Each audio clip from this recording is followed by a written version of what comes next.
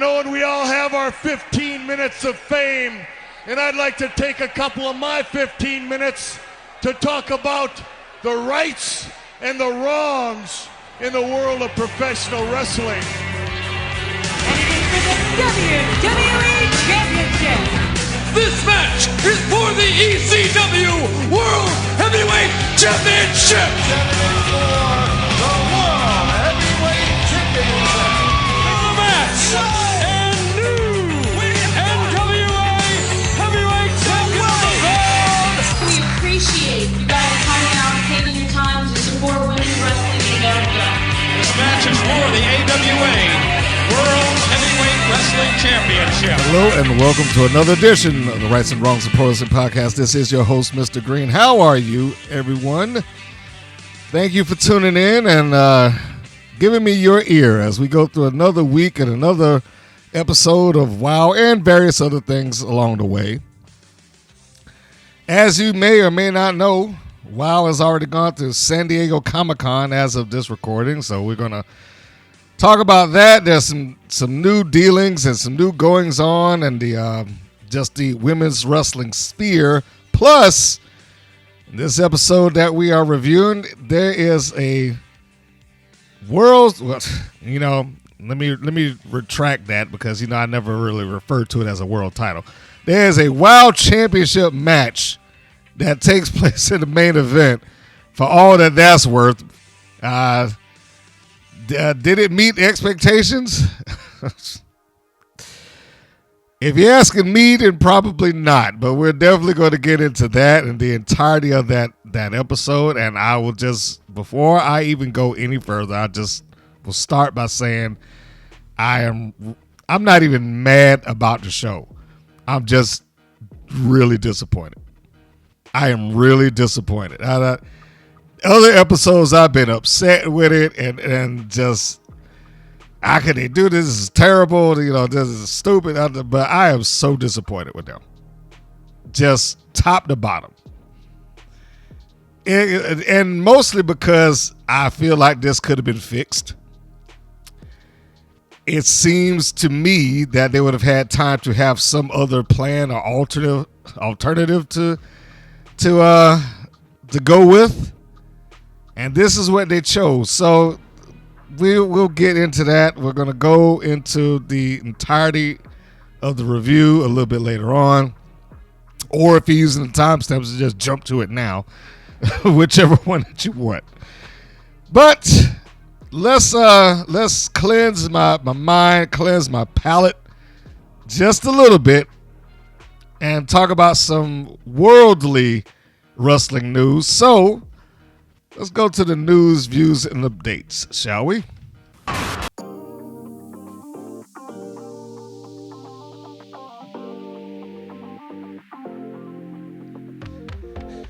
And what has been happening out there in the world of women's wrestling? That is newsworthy, that is.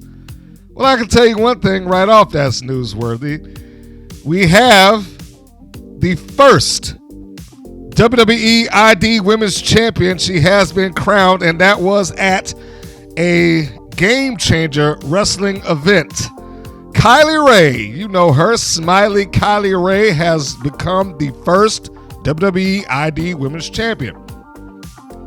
Now, what does that mean for Kylie Rae? Well, she's already on their Evolve promotion, more or less, but she still has some leeway, and I'm assuming most of this leeway extends to WWE ID approved independents.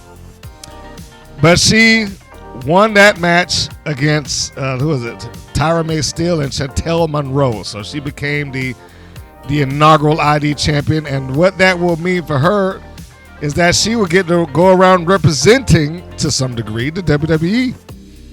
Even though she's not on the main roster, even though she's not, full-blown talent, this is a championship belt that is designed for the independents. It is a further mark to make sure that Tony Khan cannot get a hold of top talent immediately. It's devious. I mean, the whole WWE ID program, it is devious, but also brilliant. Because you know that's why they did it. They are going to funnel as many or as much talent away from AEW as they could possibly do. They are going to do everything that they can, just screw around with him. Now, yeah, he's got money, but they're going to make him spend it. They are going to make him spend that money. And this is another way that they're going to do it. Because her being that WWE ID champion, I'm sure they're not going to turn around. She was already in AEW first off in year one, and she asked to be released. I doubt that they would return to her anyway, but let's just say that they suddenly had interest again. I would sincerely doubt that she would jeopardize her position that she has gained within WWE by giving it up to go to AEW or any other promotion for that matter. So as of now, with her being their first ID Women's Champion, she will likely... God, I wish I could remember the name of the company. And there was a company on the Independence a while ago that was attempting to basically be the independent championship amongst all independent championships. It wasn't going to be necessarily a territory-driven thing, but they were going to have a championship, and I so wish I could remember the name of this. It was a couple of years ago, and they were going to allow that championship to go wherever. It was kind of like the NWA championship or any NWA title that was going to an approved NWA promotion. Well, they were going to do that, but this seems like what the WWE ID system is doing is essentially that on probably a stronger scale, because I know no small-time minor wrestling promotion is going to be able to get them. The larger ones that do want to have that will have the benefit of having Kylie Ray or whatever ID champion that exists possibly come in and defend in their promotion. Hopefully to get people interested in coming by the tickets to see the match. She will likely have a stronger claim to being a world's champion than most of the wrestlers out there. Most other wrestlers who are champions, that is. But all in all, congratulations to Kylie Ray for becoming the first. I am interested to see where this is going to go. I'm interested to see how this is going to play out. I'm interested to see what the legacy of the WWE ID championships, not just the women champion, but the championships. I'm interested to see where that's going to go and how long will this last. Will this be the shiny new toy that they use for a little while to execute their goals, which we just talked about, and then when they get tired of it, like, oh, well, let's just abandon the title? Or will this be the start of something big? Will it create a new layer of wrestling just altogether? Time will tell. Just briefly, we know that we have a rematch for the Knockouts Championship. Now, I've already expressed how I feel about, WWE kind of swallowing up TNA and pretty much letting the world know that they're not on their level, and they continue to do so as far as I'm concerned. That hasn't changed. Athena, the Ring of Honor Women's Champion, who is a unprecedentedly long champion, maybe the longest reigning champion today. Lord, how long? Now I'm completely convinced that Tony Khan's just forgotten about it or doesn't care. But be that as it may, Athena is one of the longest reigning champions currently in wrestling. As it is listed right now, Athena has held on to that championship for almost 1,000 days. 966 days plus as I am reading it. Now, just to put that in perspective, the people that preceded her, Roxy, 119 days. That's Roxanne Perez, for those who might have forgotten her previous name. Purrazzo, who we all know her. She was a belt collector there for a little while. 115 days. Mercedes Martinez, between her interim championship and her official championship, 253 days. No one eclipsed a year. Athena is pushing on, 3? That's why I say I am completely convinced that it's just a case of it's not important enough for him to do anything with her. He's just like, yeah, just let her win or whatever.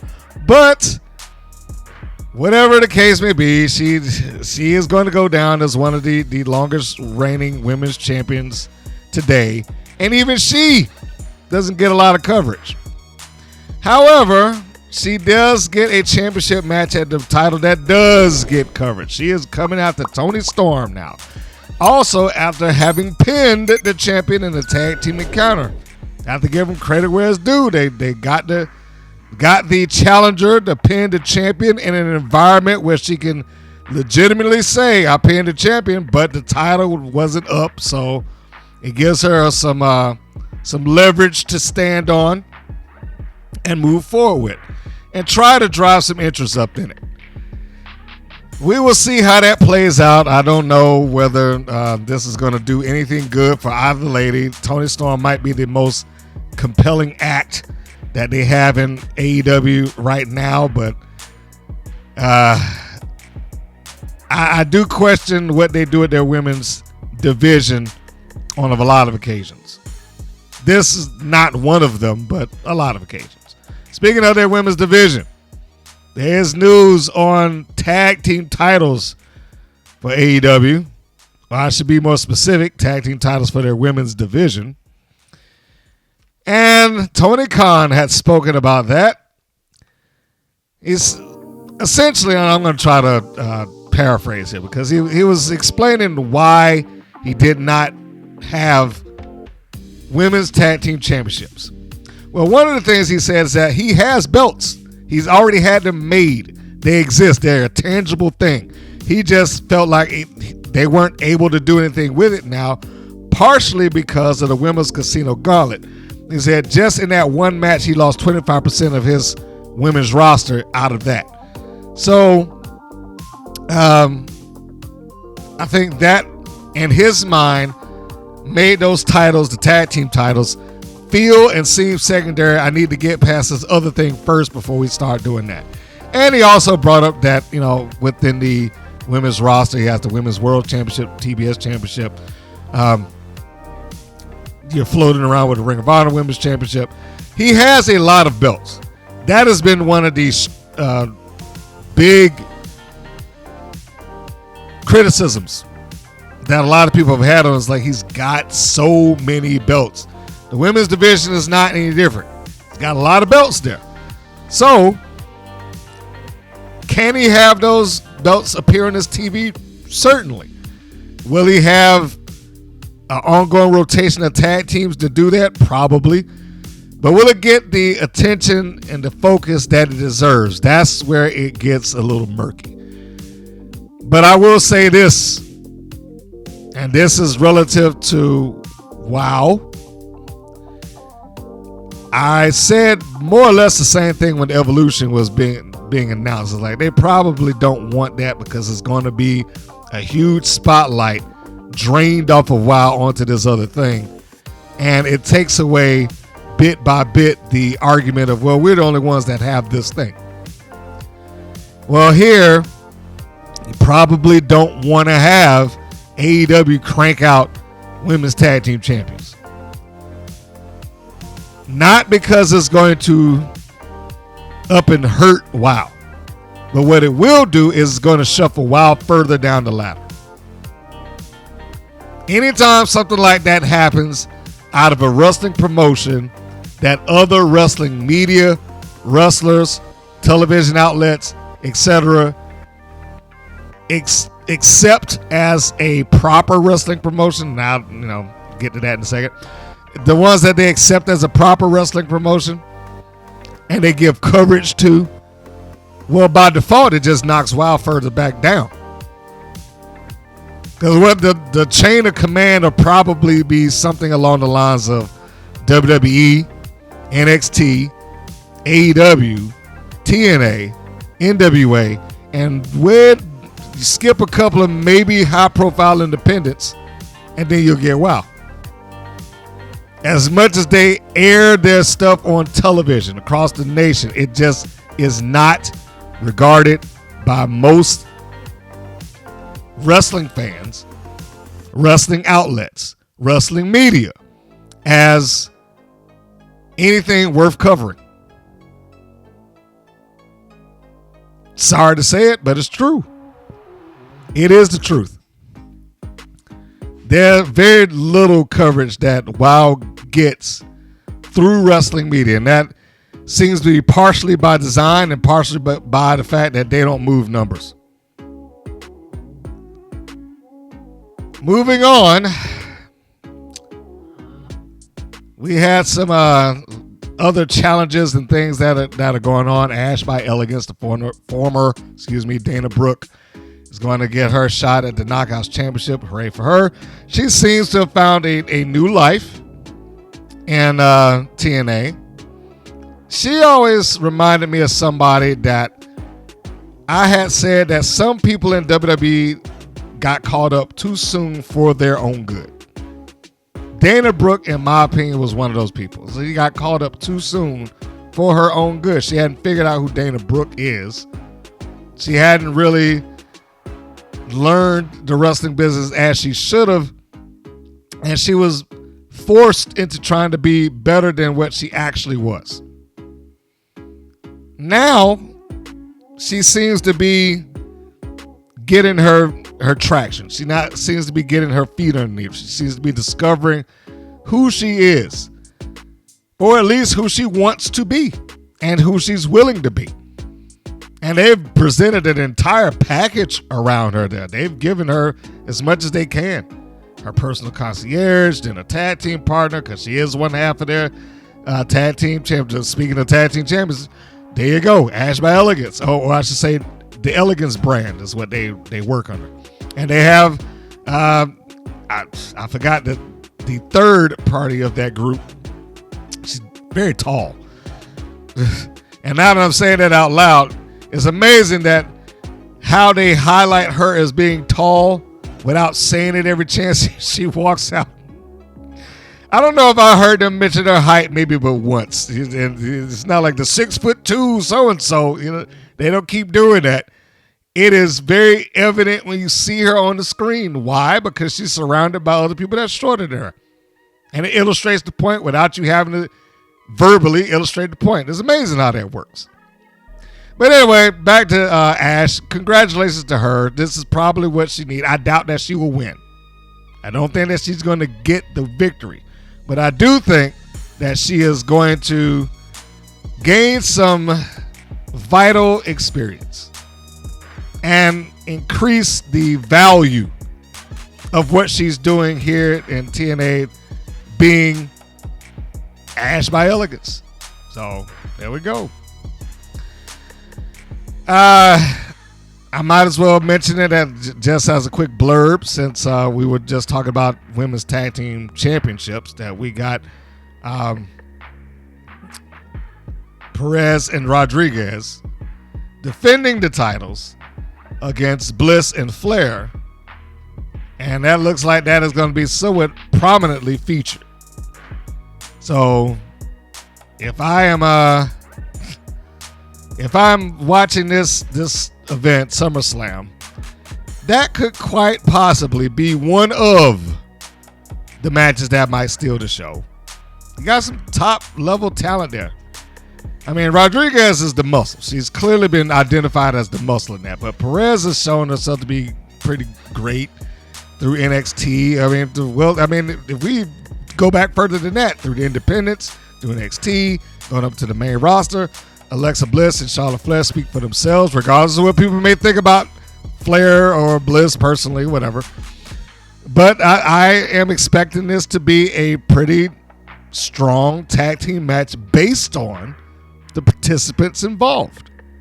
So, hey, I don't know if I'll be able to see it live, but I will see it at some point. We will see how the results of SummerSlam 2025 all kind of iron out. Some of you out there are looking to be professional wrestlers.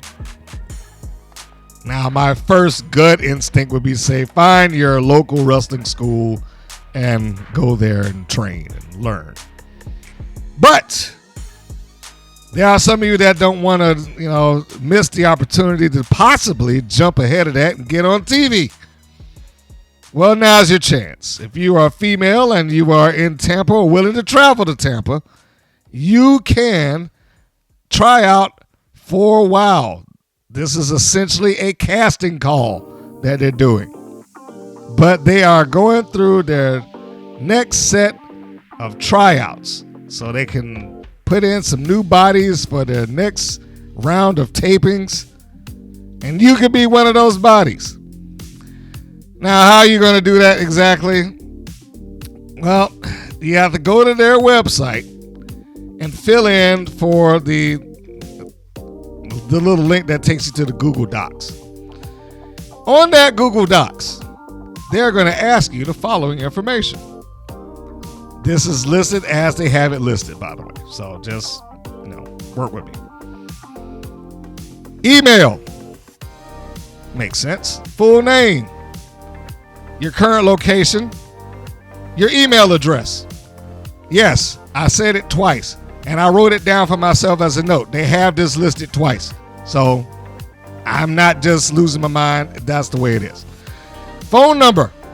Your height. Your weight. Your age. Your social media handles.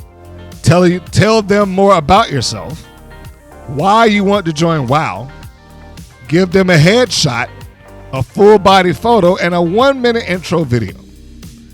You do that, and you might be in line of becoming the next WOW superhero. Ooh, well, that was hard for me to even say. WOW superhero. Okay, so anyhow, that's what they have on there now. Now, the problem, maybe I shouldn't say problem. It's not really evident where you are getting this if you go onto their site. What you have to do is you got to go up there and click news.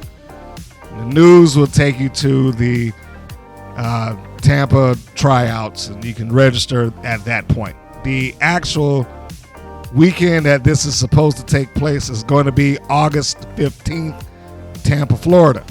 So there you go. You have your time, you have your opportunity, you have your notice. And get yourself a nice character slapped on you and go to work. But there you go. You have that. If you want to be considered, you just produce those things. I would suggest blowing WOW as much as possible. When you say why you want to join, it's like this is the dream come true, and I want to help make little girls happy across the world and female representation.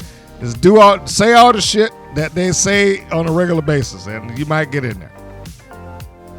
And of course, this last news article is actually on WOW's page, and it is pertaining to an outside sports star. That sports star being Sophie Cunningham.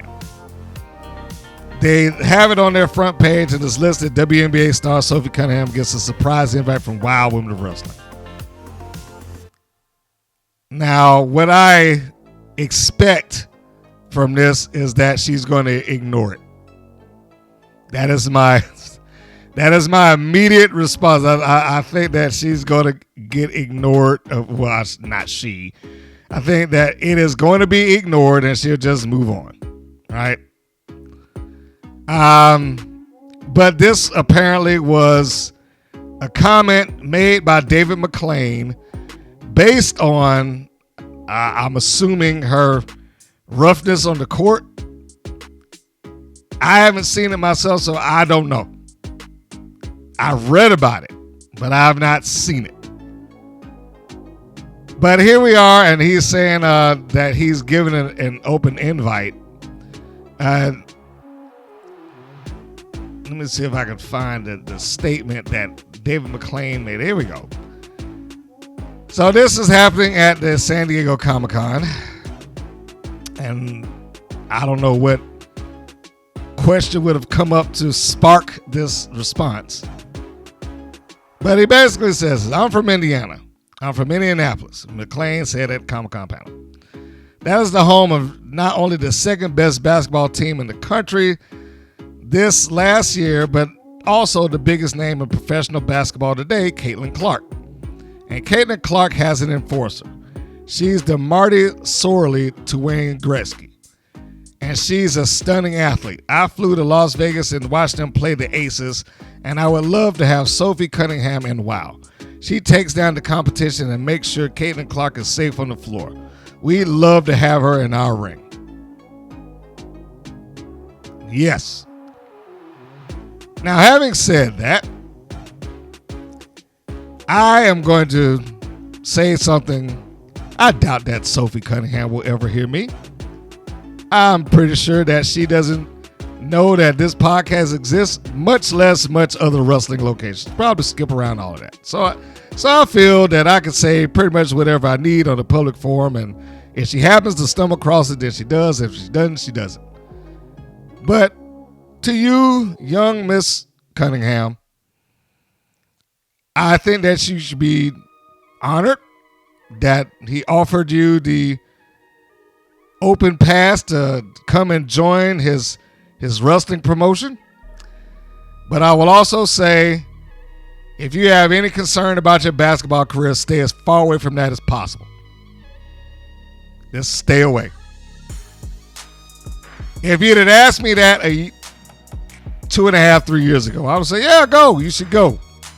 It'd be great for a while. And it might be. But it will not be great for you. Stay away. Stay away.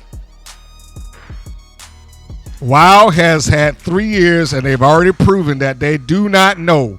I will repeat that they do not know how to make a star. They have already proven that they don't know how to utilize the stars when it's given to them on a silver platter. So, if you were going to ask me, well, what do you think would happen if Sophie decided to show up and become a WoW wrestler? Here's exactly what would happen. She'd show up on that TV more or less unannounced by anything except for maybe the previous week's television. She might have a match where she may win because, debuts in there with wins are down, they're not a dime a dozen. They're few and far between. She would get some level of attention just because she's Sophie Cunningham for the first episode or two. After that, she'll just be another girl in the roster. She would not make a difference. She won't even be treated special beyond that point. She'll just be another girl on the roster. Whereas she should probably be an attraction and treated as such. But I know WoW would not do that, and she would just wind up being Slam Dunk version 2 or something like that. So yeah, that, sorry to say it, will not be worth your time. I know that there's money there on the table, but you probably can get you some money elsewhere. Stay away from WoW as far as you can. Stay away. If AEW offers you some, to show up on there, then take it because they could probably pay through the nose. If WWE offers you a position to take wrestling, take that because you'll at least get some star treatment there. WoW will not do either. Keep away. And that's my 2 cents there. All right, so I forgot it, and we just mentioned the San Diego Comic-Con and WoW.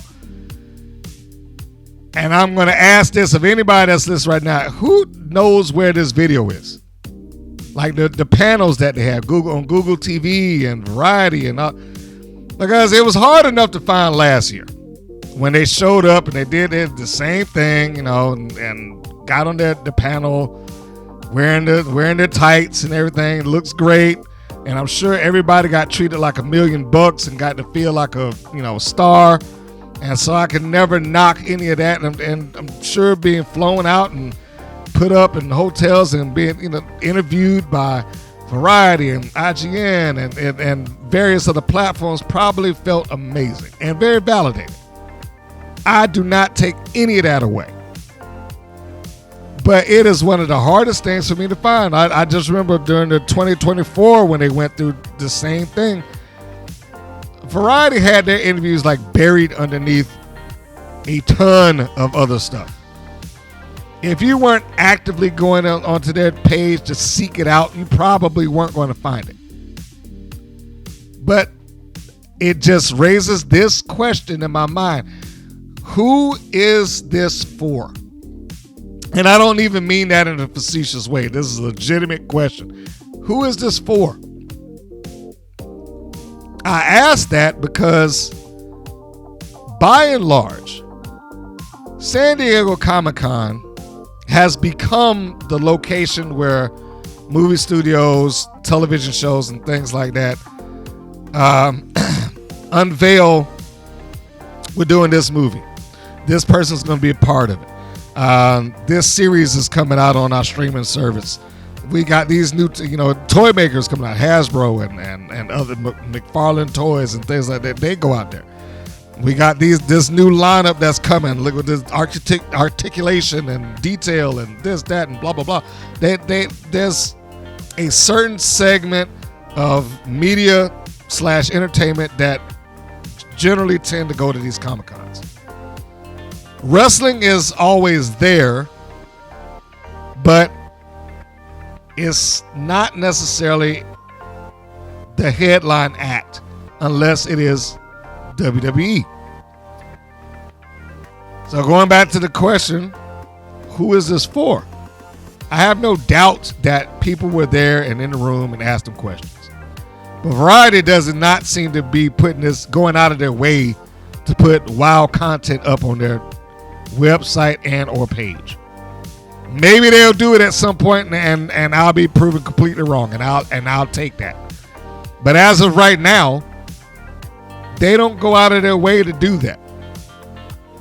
Most people that go to read Variety or go to the website of Variety don't really tend to go looking for pro wrestling news.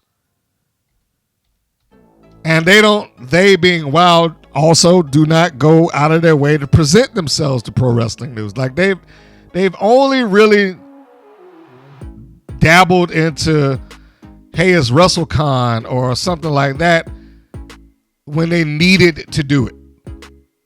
Like they didn't need them until they needed them. So it's like we're aiming for the wrestling audience just by the fact that we're wrestling, but we don't actually deal with wrestling or wrestling media, and wrestling media doesn't cover us.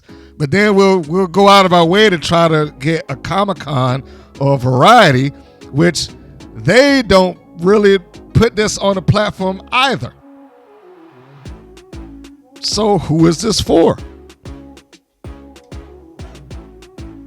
I honestly question that. And I used to say that Jeannie Buss was like, well, she's probably there because this is almost complete vanity for her. Now, my opinions about that have not really changed. However, I do add on the extra layer of they probably would not get this coverage at all if Jeannie Buss weren't there.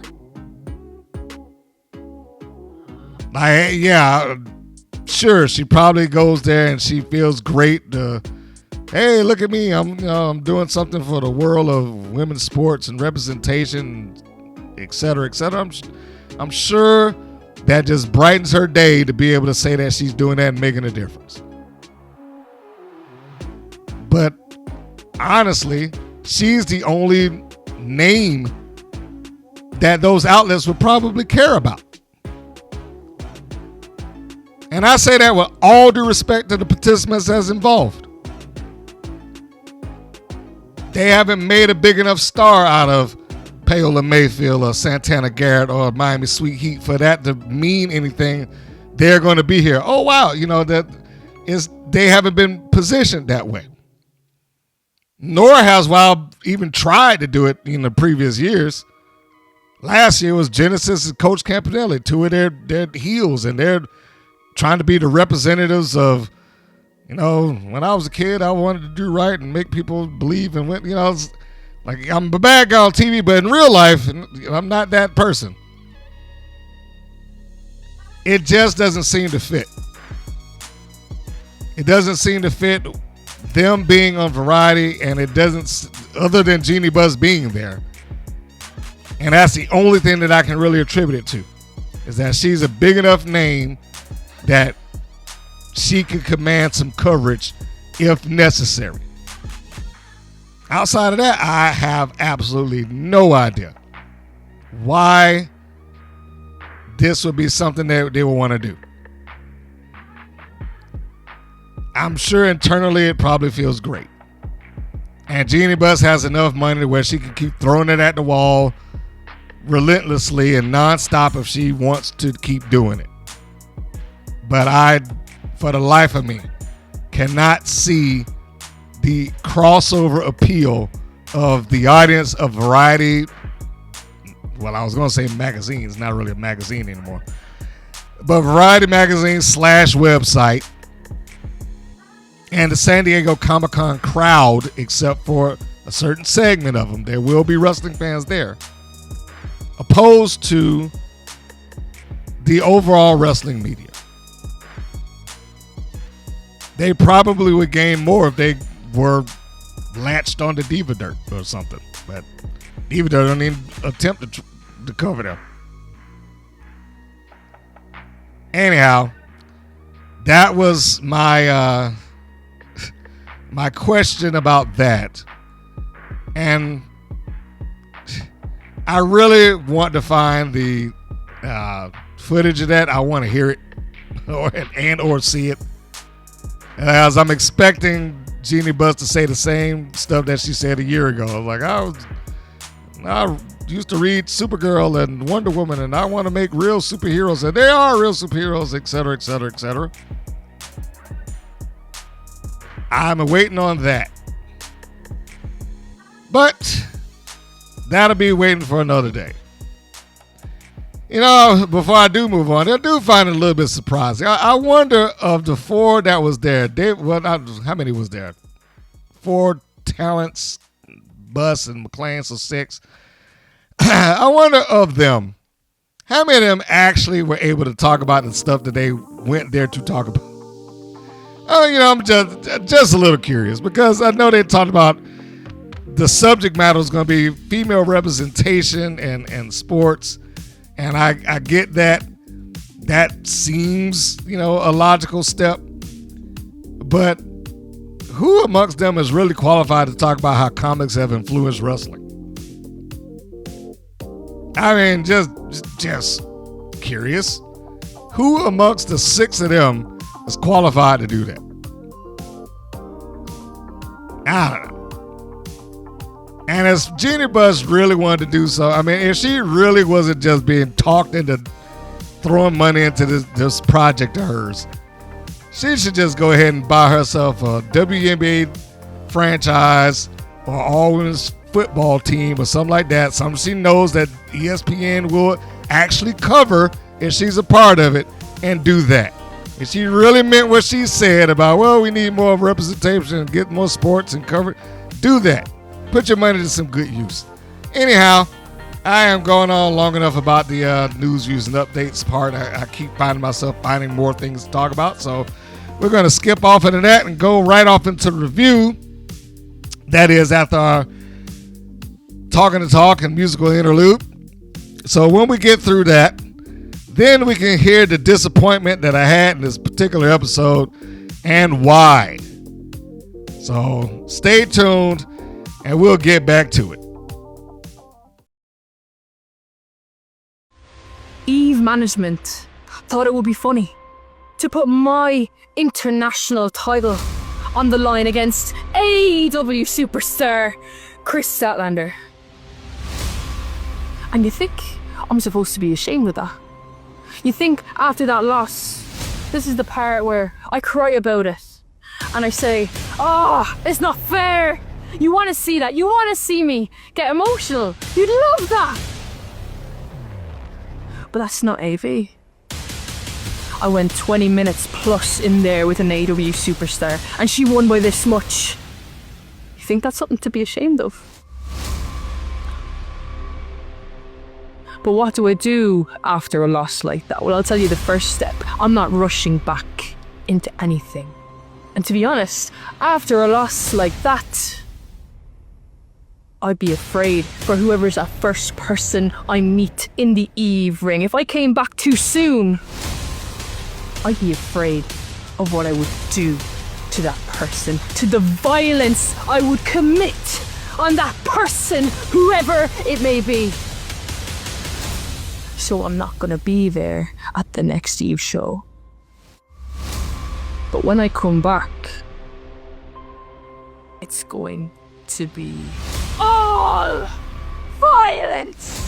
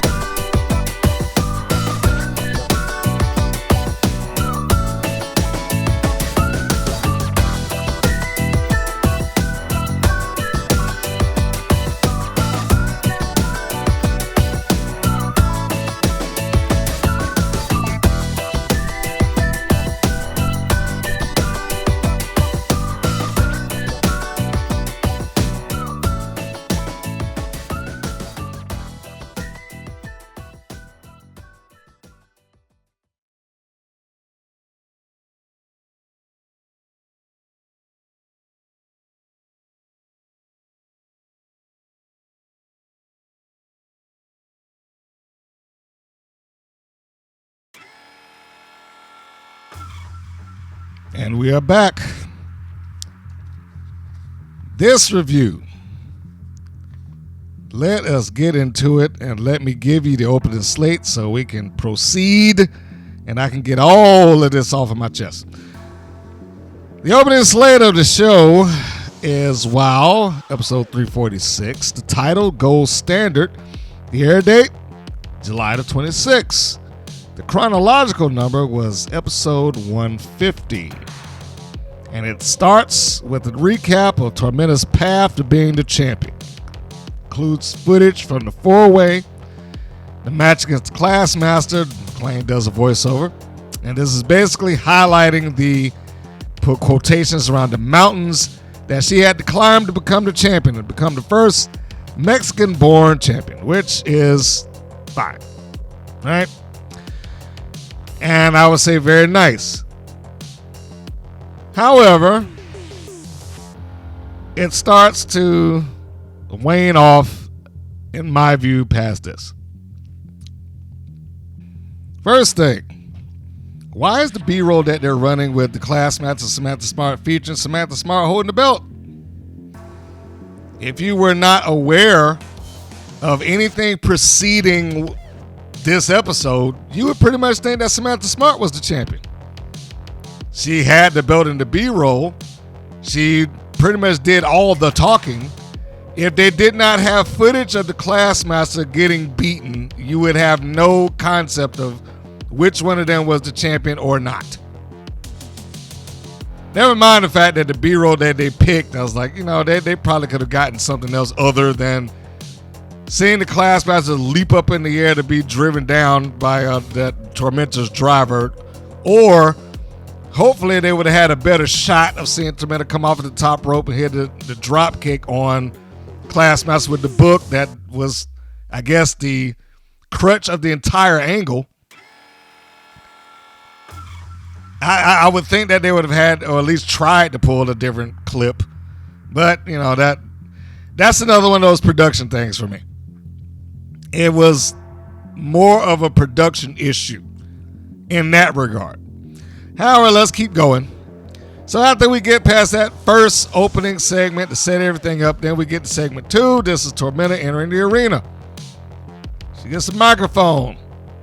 Before she can speak, David McLane gives her the big introduction, despite the fact that we already had an introduction. She cuts her promo in Spanish.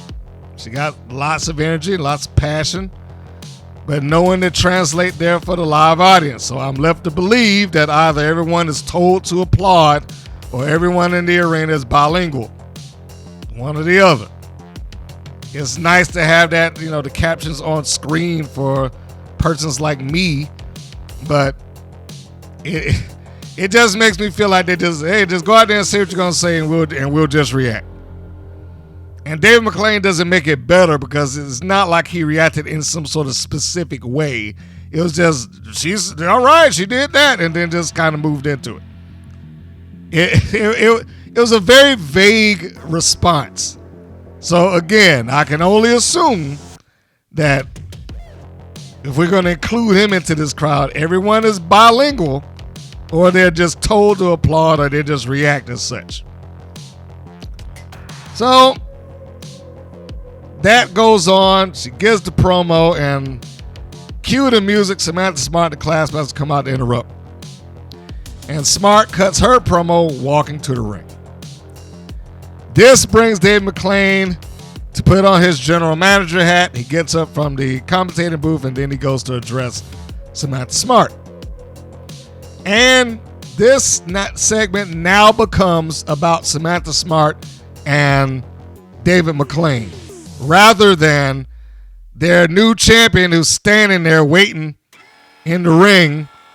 In most cases, doesn't even have the camera on her, and the class master. I have given the class master a lot of problems, but she falls into this too. The two of them, Smart and McLane, took the spotlight off of the actual participants. It was no longer about them. It wasn't even talking them up. It became David McLane putting Samantha Smart in her place, not Tormenta. Now, granted, she probably would not have been able to do that verbally anyway. That might not have happened. This is one of those things like, I'd have preferred it if, say, a Sophia Lopez was there with her. It would have made sense. We've already established that they have a friendship. She could have been out there to get this across to the audience in English, translating for her. Smart can come out. She can have words with her. Then Sophia Lopez can tell her exactly what Tormenta says to her face. And if McLane needs to be a general manager beyond that point, then he can, but it's neither here nor there in the grand scheme of it. It just shouldn't have been them two. Now, I say it's not neither here nor there in the grand scheme of things, because there's really no rhyme or reason as to who gets the title shot and who doesn't, who's the number one contender, who's not. And this is another one of those things. So he goes on, he talks about the book as, smart, like, well, she cheated. She shouldn't have been the champion. He should give it back to, essentially being set up to the DQ out. And McLane at some point, like, you said that you was trying to get disqualified. She didn't actually say those words, but he led that off into it. So I guess that was the story that they were trying to tell. At some point, there's like, you use the book, and the book might have, who knows what's in that thing. It might have a sheet of metal in it or something. You won't let anybody look at it. And pause right here. What do you mean you won't let anybody look at it? She works for you. Why would that be if you don't let me look at it, then she can't wrestle? End of story. This lack of power, but I have it when I want it and don't when I want to seem like I'm meek and I have no ability to stop things, that just keeps going on and on and on and on.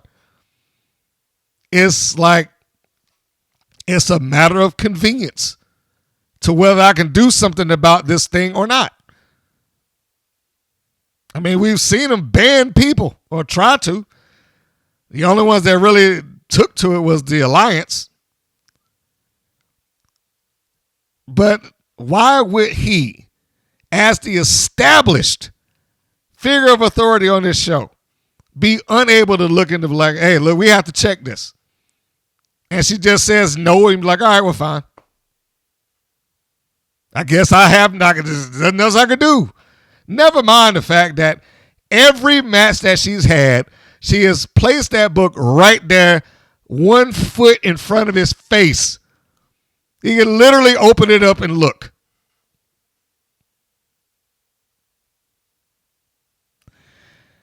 So anyhow, he says that she doesn't allow him to use see what's in the book or whatever's in it, and ultimately concludes that, and I'm paraphrasing now, she more or less got what's coming to her, and if the class master wants another shot, she's going to have to start at the bottom and work her way all the way back to the top. And I found that very odd.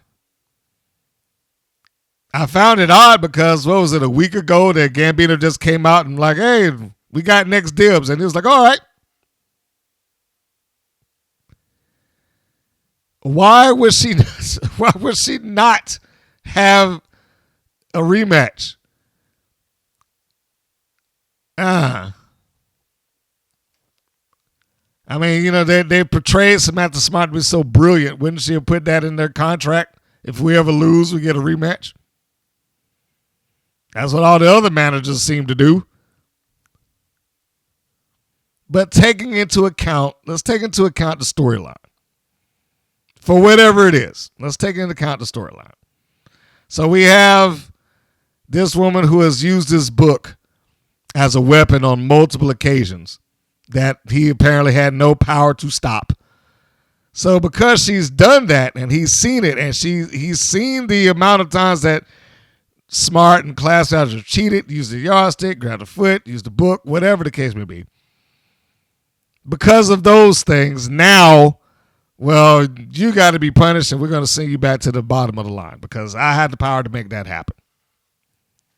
Why not just strip the book away? Give her a rematch. It's like, no Samantha Smart, no book, no yardstick, no weapons. You disqualify, you don't get the title. That's the end of the story. But I think that would be too much like a sensible thing to do. I mean, I could draft it out deeper than that, but you get where I'm going with this. It's just his position is so flighty. I can, then I can't. It's just worrisome sometimes. And then this segment, as I stated, it was less about the champion and the former champion / would-be challenger than it was about Samantha Smart and David McLane. They sucked all the attention off of them. And this is her first time. This is her first time being the champion on their show. And I'm sure that having the belt meant something to her. But this is her first time, and for whatever celebration she might have had, it was pretty much just dumbed down by this entire thing. Never mind what happened later on in the show, but we'll get to that. So it didn't start off with the video package. I thought was nice.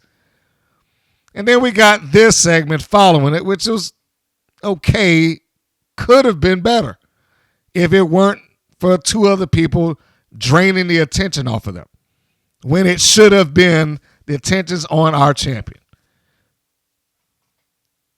So we get past that. And both of them, Classmaster and Tormenta, by the way, both of them were just relegated to just standing around. They had to stand there while the two of them carried on and did whatever they was doing. The next segment was Veronica VaRoom, vicious Veronica VaRoom, taking on Chainsaw with Daisy Lane. First question, is this a heel versus heel match? I'm starting to assume that Chainsaw is no longer a heel. But then again, I might see it next week and she might be right back to doing the same old nonsense.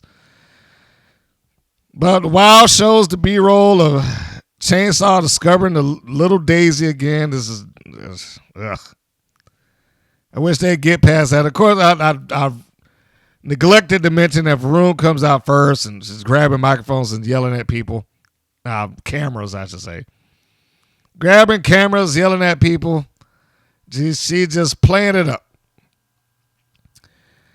Surprisingly, they went to commercial after that, but getting out of the commercial, we start off with, VaRoom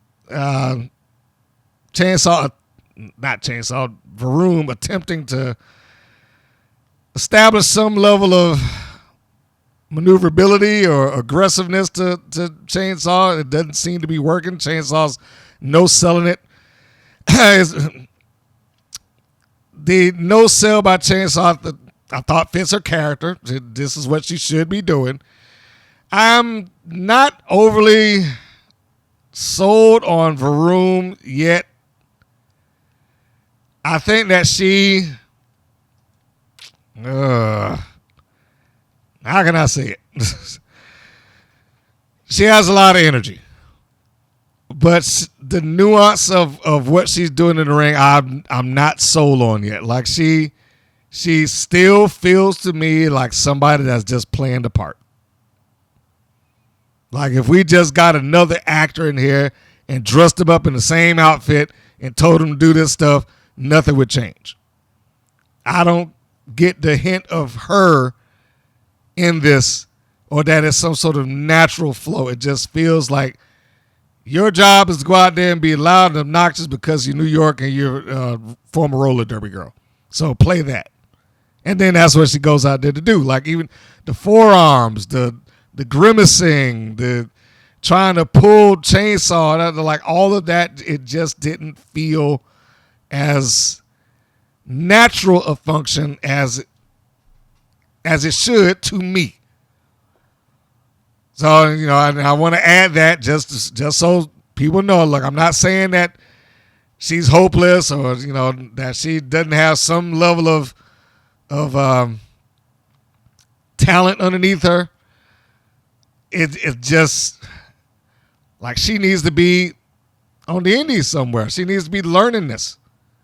That's what I get from her. She needs to just be someplace else where she can get the rhythm of being in the ring outside of trying to be a wild superhero. Be a wrestler. And that probably will be the best way that I can apply it. Like she is trained to be a wild superhero. She needs to be a wrestler. So anyhow, I guess important spots here when Chainsaw takes over. Big clothesline, sets her for the leg drop. Clearly she was not going to be very comfortable taking that thing because she was laying there. She made sure to turn her head to the side so you knew that it was coming. She was certain to line herself up so she didn't get the leg across her face. Chainsaw does the normal chainsaw stuff, grabs out of nose. I still don't know what that nose pinch is there for. I mean, is that supposed to hurt somebody? And I mean, if she was smothering her, holding her nose and cupped her mouth with her hand or something like that, you'll say this chainsaw's crazy. Look like she's trying to kill her, but as it is, it just looked like a minor annoyance when she's just, I'm gonna pinch your nose. I don't understand what that move is. That's like you do that to kids. And not chainsaw, but VaRoom. There's a point where she dodges out of the corner, and the second she's out of there, she's like playing up to the crowd again. It doesn't last long. It's probably a couple of seconds. But is that the time to start wandering around, with her particular strut, trying to play up to the audience? I mean, you would think that she would be trying to win. And then we go through a couple of no-sell spots. She's pushing Chainsaw in the corner, a couple of shoulder blocks. That didn't do anything. Meanwhile, Chainsaw's hammering her with forearm shots. That didn't do anything. Neither one of them look like they're hurting worth anything at the moment. We try for a crucifix by VaRoom. She's unable to get up. I know that this is probably the second time that someone's attempted a crucifix with VaRoom, but not VaRoom, but with Chainsaw. And it didn't really quite take. Maybe it's just outside of Daisy Lane, they can't do it well. I don't know. But they recovered from it nice. They didn't bother trying to reset up the spot. She just hoisted her up, and that's fine. And then we get the mugging of the camera once Chainsaw pushes VaRoom into the corner.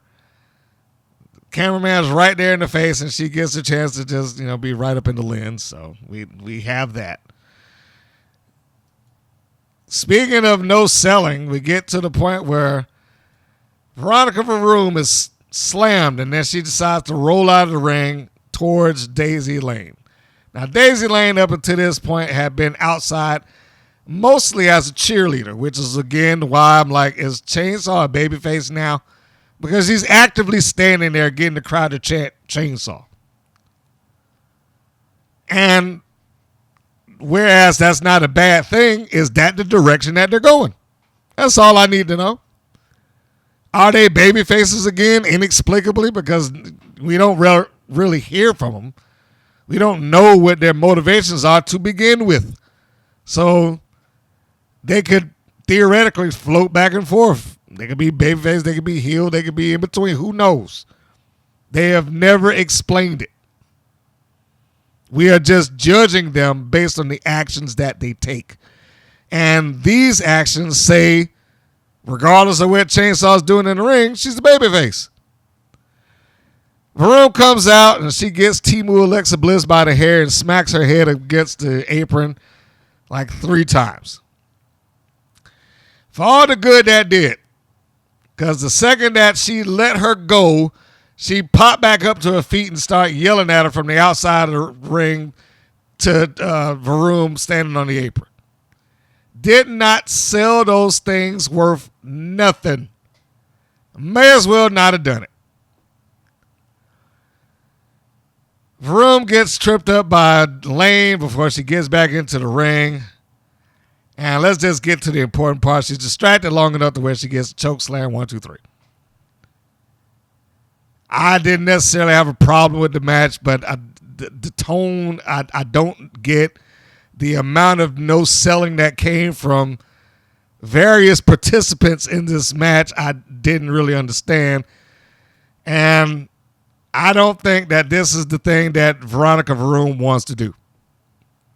Maybe she's not comfortable with it because she didn't seem comfortable taking the leg drop. She didn't seem comfortable taking the big splash that Chainsaw tosses her down on. Like, she had to get her hands up for that. If she's going to keep doing that, it's going to probably cause a problem for her later on rather than the opponent.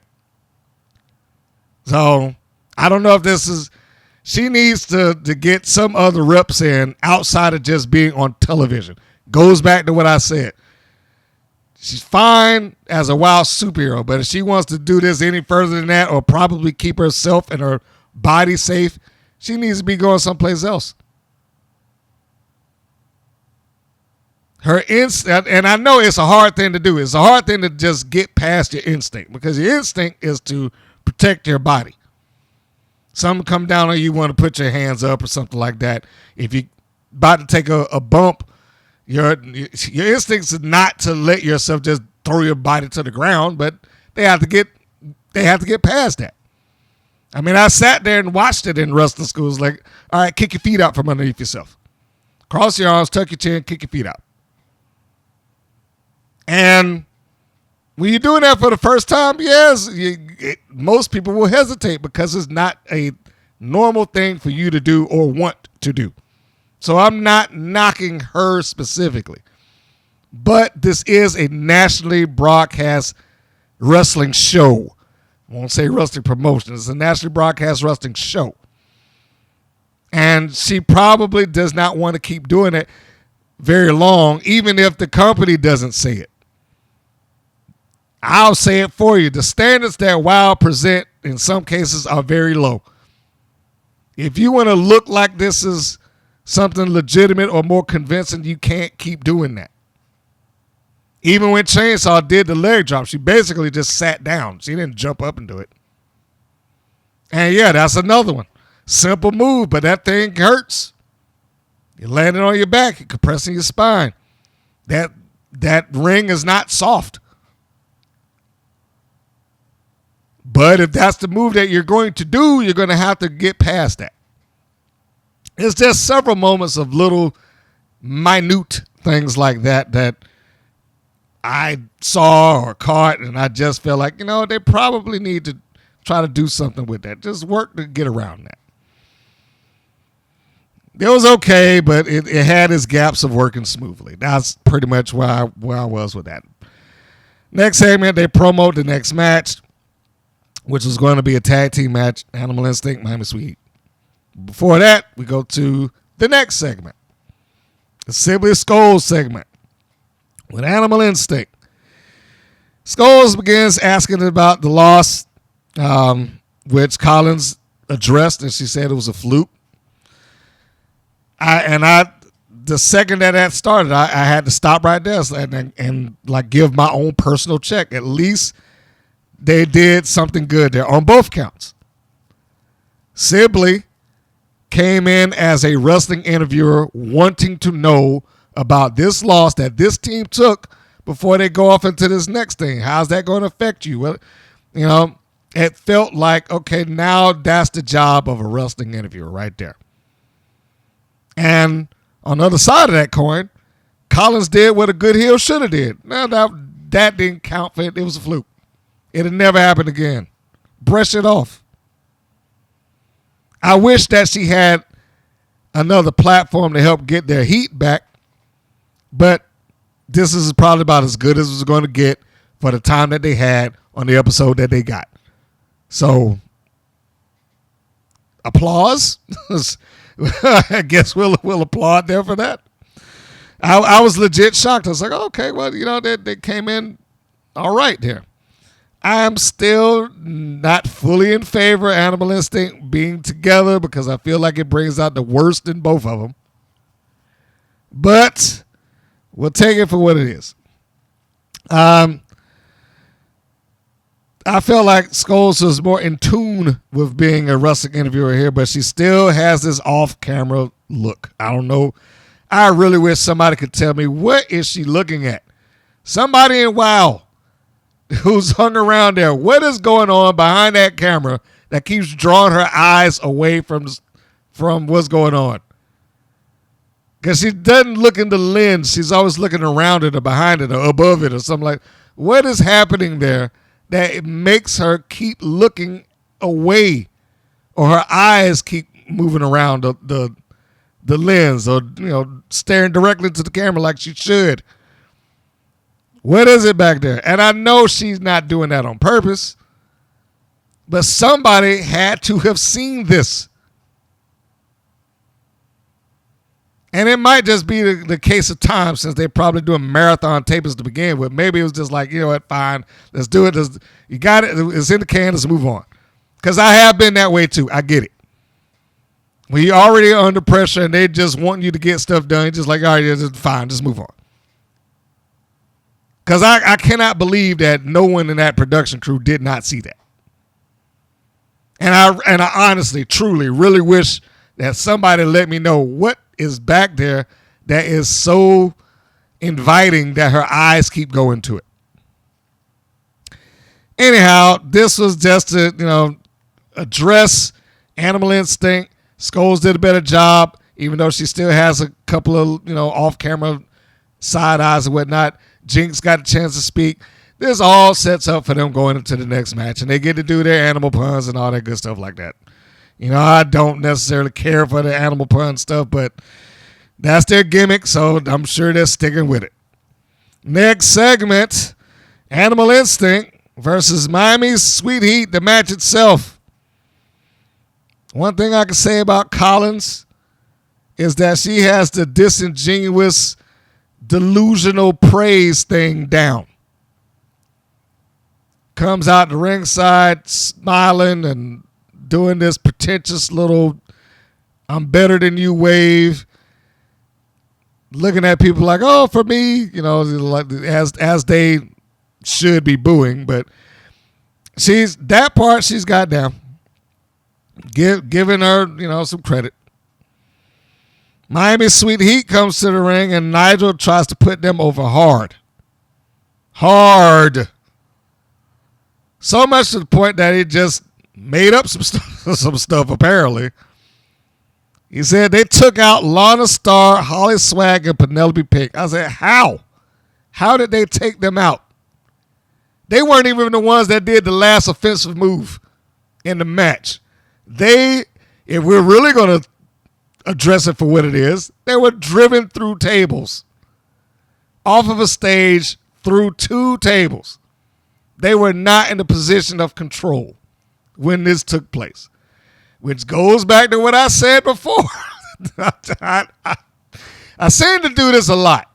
But it goes back to what I said before. If you were going to have that match, the finish should have been reversed. The heels should have been driven through the tables. The baby faces should have been in control, whether all 4 of them were down or not. Then this statement would make sense. And you could have had Miami Sweet Heat get on TV and say, no, we put them in the hospital. We're banged up, but you should have seen them. I mean, just the old, you think my face looks bad. Where do you see what happened to those 2? Something to put over the fact that they hurt them.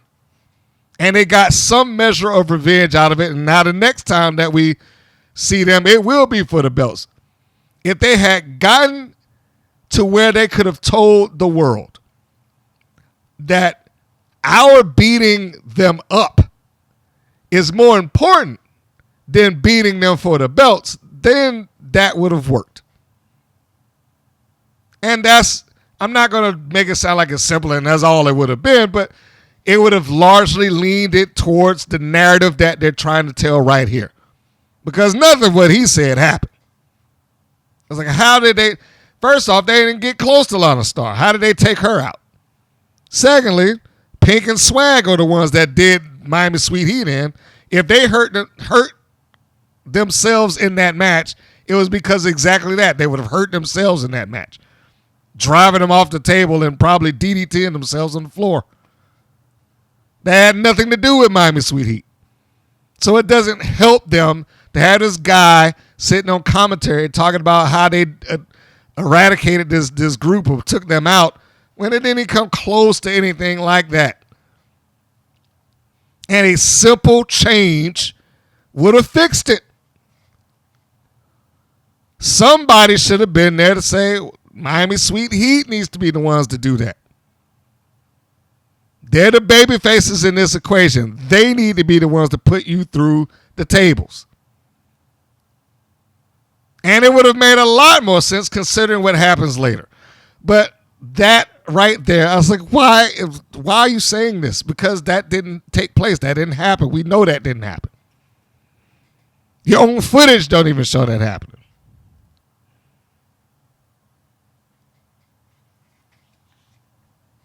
The explanation that they could have done is just wasted.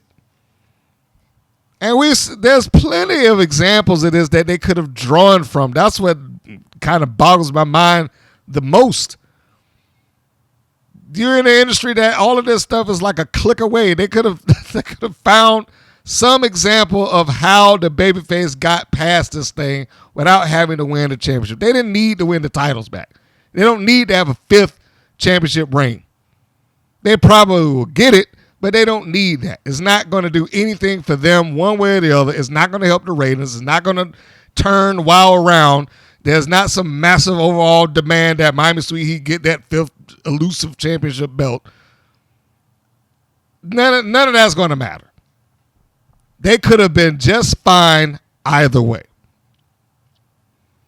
But if they wanted to get out of this feud without the benefit of winning the championship or whatnot, they could have done that, gone down. You get the footage of everybody being carted off, but then lo and behold, Miami Sweet Heat do everything they can to stand up on their own power so everybody in that arena can see them. That we are standing strong. They're the ones getting carted out. And even though we didn't get the belts, we got them. What can I say? Seems like a logical path for me. But let's get into the match, and more importantly, the aftermath of that match, because it picks up where we're leaving off right here. Conveniently. Miami Sweet Heat were fine here. A lot of the heat, no pun intended, was landed on which one? Lindsay. Okay, so she is the one that got caught up under the cheating prowess of Animal Instinct. One of the things that I wish that they had done, or specifically Lindsay, is when we get to the hot tag, because it's not really worth going into the entirety of the match. You can just go ahead and watch it, and it was fine. It has its moments here and there, but it's fine. Lori does a good job of, I'm not going to stand here and wait. When I see my sister in trouble, a couple of times she just ran in and saved the day, so to speak. You got Katarina Jinx, who probably came close to knocking Lindsay out. I'm sorry, Lindsay. I don't know where you are out there in the world, and I'm not laughing at your misfortune, but good Lord. I mean, there's a point in the match where you got Animal Instinct, after Lori saves her sister, and then all 4 of them get in the ring, and then Animal Instinct do their babyface move. I still say that it's a babyface function that is doing anything that gets that kind of ooh and ah out of. Goldie Collins whips Jinx toward one corner. Goldie Collins whips Jinx to the other, and you've seen this before. When she whips him into one, she'll take a kick at him, then she'll go into the other and take a kick at the other. Now, in this particular instance, when she gets whipped towards Lindsay, she looked like she got whipped up and kicked her in the head. And, yeah, that got a ooh out of the audience because it didn't look like it was supposed to happen. Fortunately for her, we can assume that she was fine because she kept going. There's our tough cookie. So she keeps fighting. But, yeah, I'm not sure if I would be in that ring with Animal Instinct doing that to me. I'm like, look, no, you're not doing that move. If you can't control your kick, then just nix it. So anyhow, that is just before we get the hot tag. She stops Jinx from giving her a kick in the guts, catches the foot, swings her around, ducks under the clotheslines Collins, and then makes the tag to her sister Lori. And then she just gets up and walks out of the ring.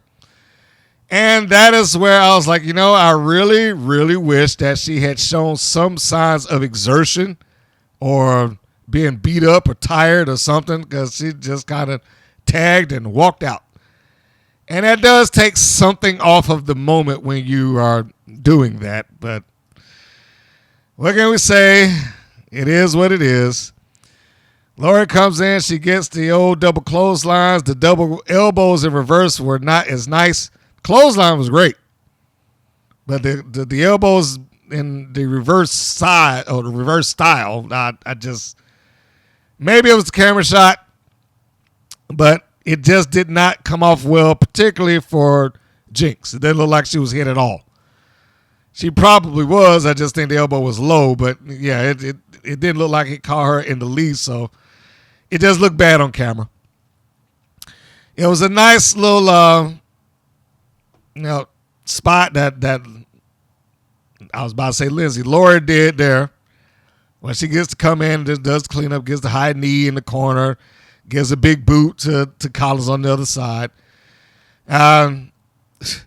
Lindsay comes in, gives a beat down to Collins, tosses her out of the ring where she can gingerly toss herself to the floor.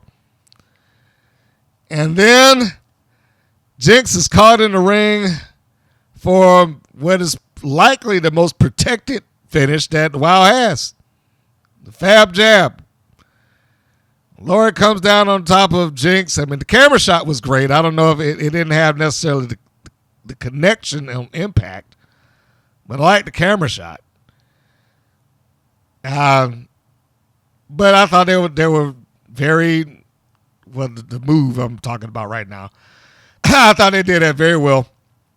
And it was just fortunate that they had somebody there to really capture the moment of it, because it came down fast enough that you're not going to sit there and pick apart whether or not the elbow was truly in Jinx's chest or throat or whatever.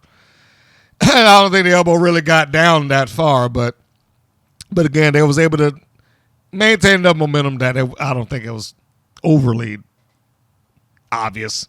At least I hope not. So they win. Miami Sweet Heat get the win. And surprisingly, they get attacked. The other half of the former Fab Four come out, and they attack, I guess they're hated enemies now. I don't know. So Penelope Pink, HollySwag, they interrupt the proceedings of them celebrating after their win. And more or less just beat them up for like a minute. That in and of itself isn't the real story here. The story is what took the continuity of this entire thing. And let me just kind of get back just a tad here. Keep in mind, because we want to set this up so you understand why this failed. I can't really say it any nicer than that. Why this failed. So we take it back to them getting attacked. And keep in mind, Pink, Swag, our last scene before we go to any sort of break, their last scene beating up Sweet Heat. So they finish this off. We get it broken up. And then we have the post. Well, that would be the post match. Let me rephrase that. Then we have the segment that would come following this. That segment showed HollySwag and Penelope Pink and Lana Star come back to their locker room mad about the beating that they just perpetrated on somebody else. I was like, what are you mad about? It didn't make any sense to me for the life of me. I didn't understand. It's like, why Why is this bothering you? You literally went out there and beat somebody up, and it's like, how dare they not take this ass kicking better? It was nonsensical. It was performed well, but it was nonsensical. And that was the only real plus that I could put down. I said their individual personalities kind of make this work, including Lana Star. But and you can believe that everybody here would react and function the way that they are functioning, but it doesn't fit where this is. Had they been, what are they mad about? Had they been beaten in the tag team no holds barred thing, like I said, had they been the ones to be driven through the tables, had they been the ones to be carted out, meanwhile Miami Sweet Heat gets to stand tall, opposed to, well, let's just make everybody look even right now. Had they taken the belts, now I'm not advocating that, but it would certainly give them something to be mad about. Had they had some other thing that took place, then it would have made sense. Like, this isn't over. We are still coming to, kill you or beat your butts or whatever. It would have made more sense in that scenario. But where here does this make sense? For what reason are they mad going into the locker room following beating up the people that they're mad at in the first place? It's horrible storytelling. I don't want to just badger WoW all the time for that, but I can't help it. They are horrible storytellers. And they always have been, and it didn't get any better. If you go back further than that, within the course of this match, you had McLane talk about Sweet Heat putting their differences aside and getting back together. When did they split up? When did they ever split to the point where people would think that they were apart? They had a couple of words with each other backstage. When did they ever split? They had one match that they took against each other, and that was mostly wrestling. It wasn't like forearm shots and kicks in the stomach and this, that, and the other. When did this thing happen?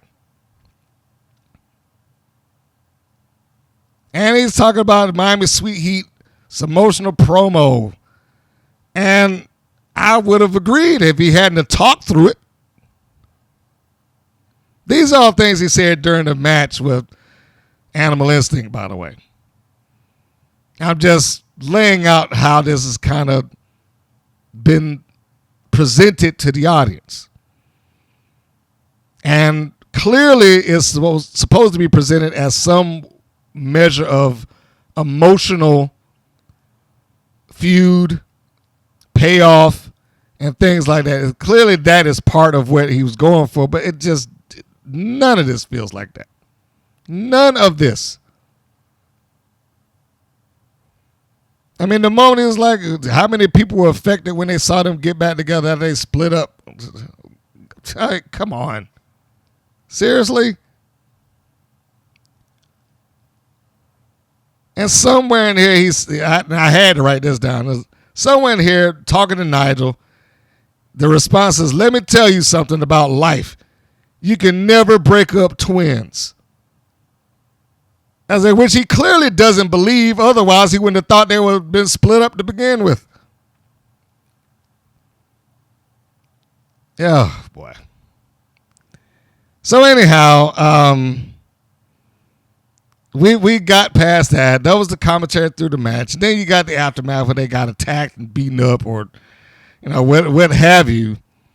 And then you got the segment where we got to our perpetrators mad about the situation that they just perpetrated. I don't know. And I skipped over the part where they had this conveniently placed and positioned video package ready to go. Because preceding HollySwag and Penelope Pete come back into the locker room, they had a Fab 4 video package. Well, I should say the split of the Fab Four. Somewhere in here, I forget the words that he said, but it's kind of like McLane putting the Fab Four as this happy unit. I was like, are they supposed to be the heel team that you're putting over? But I don't know. It is entertaining for all the wrong reasons. So the video package shows the no contest at the end of the hardcore match, and they talk about this on commentary where I had, I guess, the next kind of mind-blowing statement hit me when Nigel said something to the effect that he was surprised that the hardcore match did not resolve this. Now, that's not exact words. Let me be clear. That's not his exact words. But if you go back and you listen to it, you will hear exactly what I'm talking about. And I'm like, why would you have the nerve to say that? How could you even begin to sound shocked that this no contest didn't resolve anything? Who would have figured that?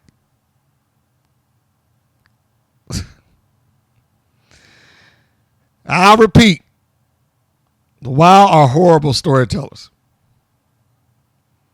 I know some of that is built off of the scheduling that they have to deal with, because you're doing a lot of things in a short amount of time that could span a lot of weeks.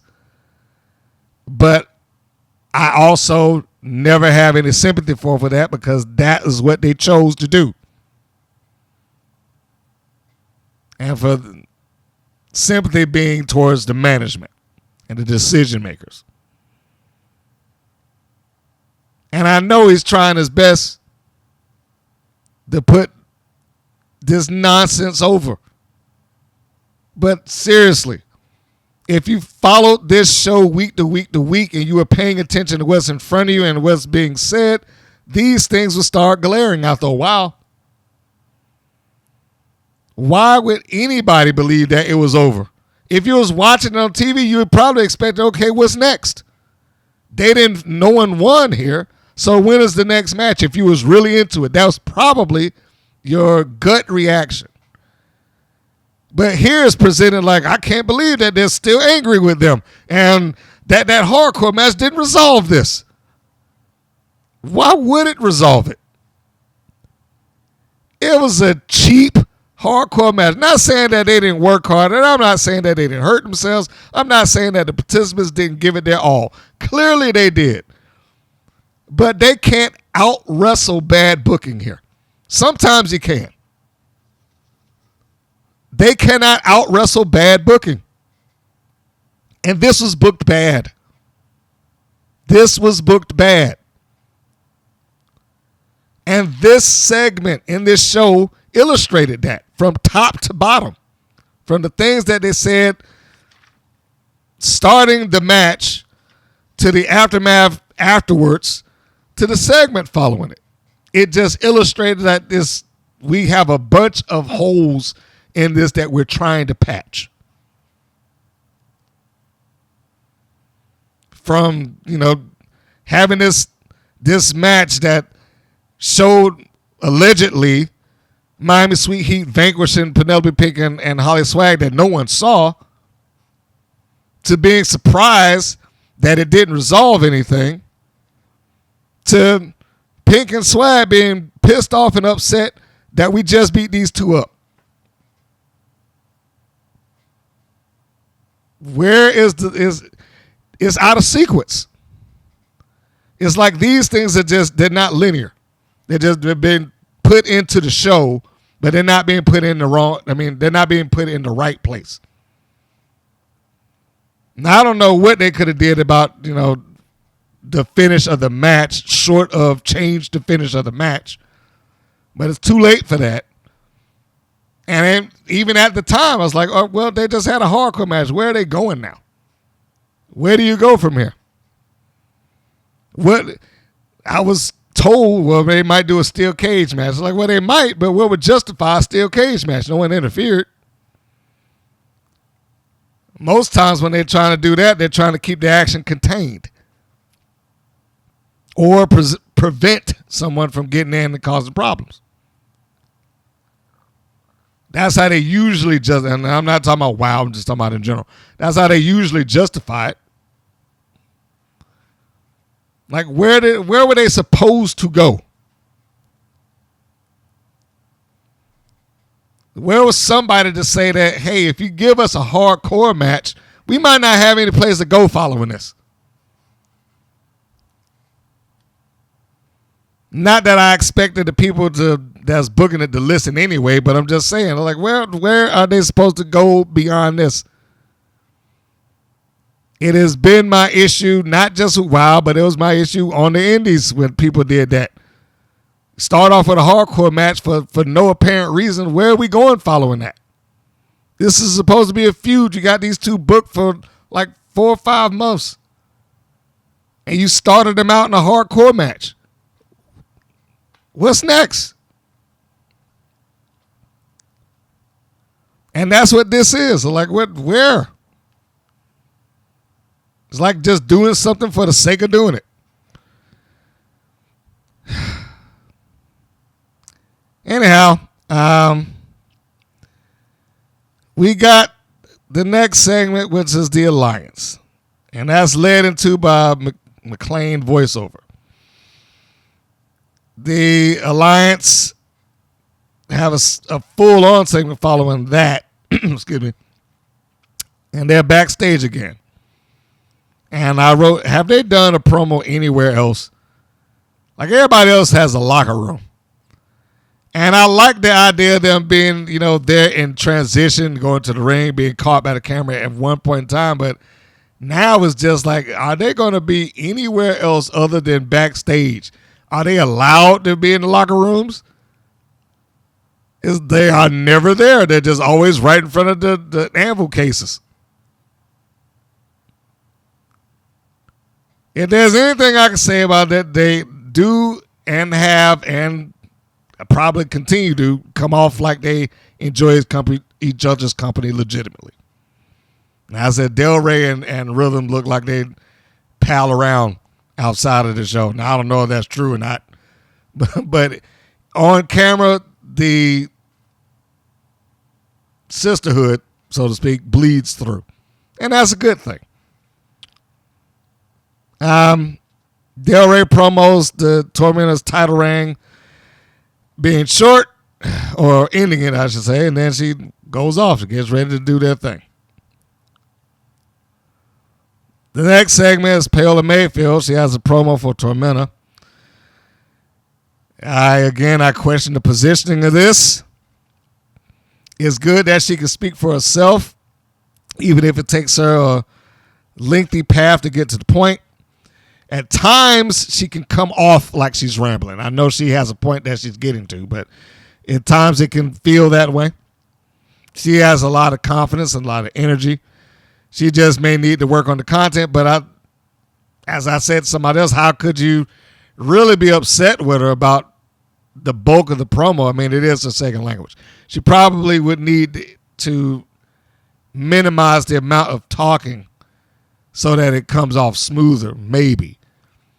But given that it's not her first language and she's cutting her own promo, what can I say? It's fine for me.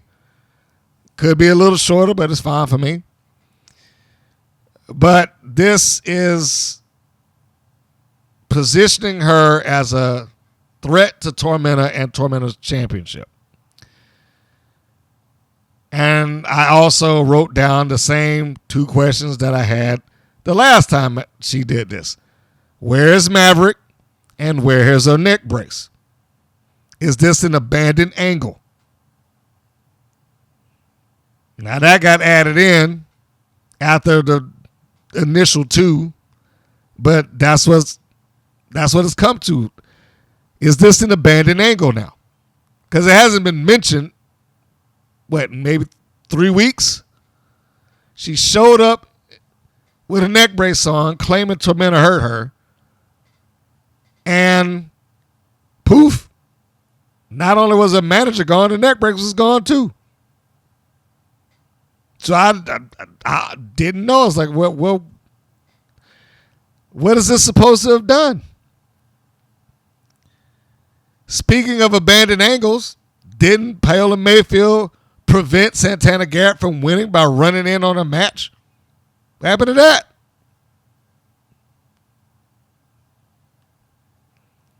These things should have been addressed somehow, but clearly that's not going to happen.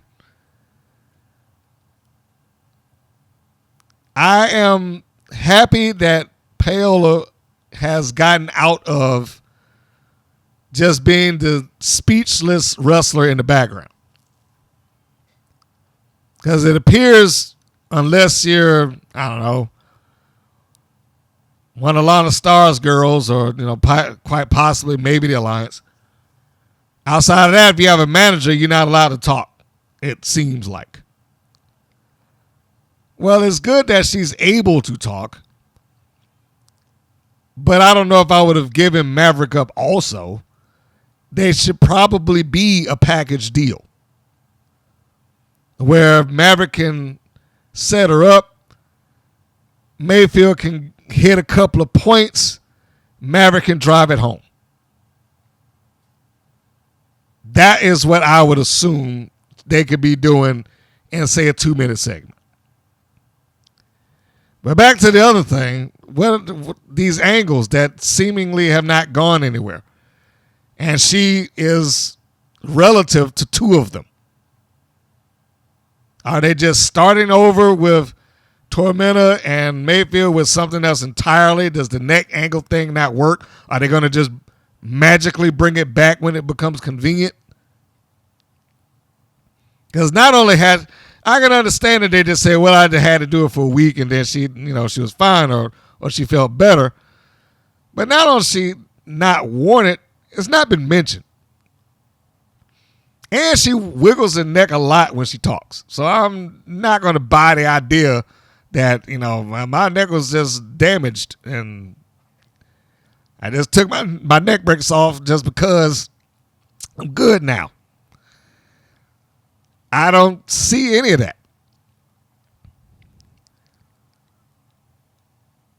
I am going to completely assume that the Santana Garrett thing is just out the window. You haven't heard a word about that. Unless they bring it up 4 or 5 weeks from now. Like, and remember, they had a problem with each other when she interrupted her match. Which now that I say that out loud, I don't put it past Wild that would take place. But the promo segment was fine.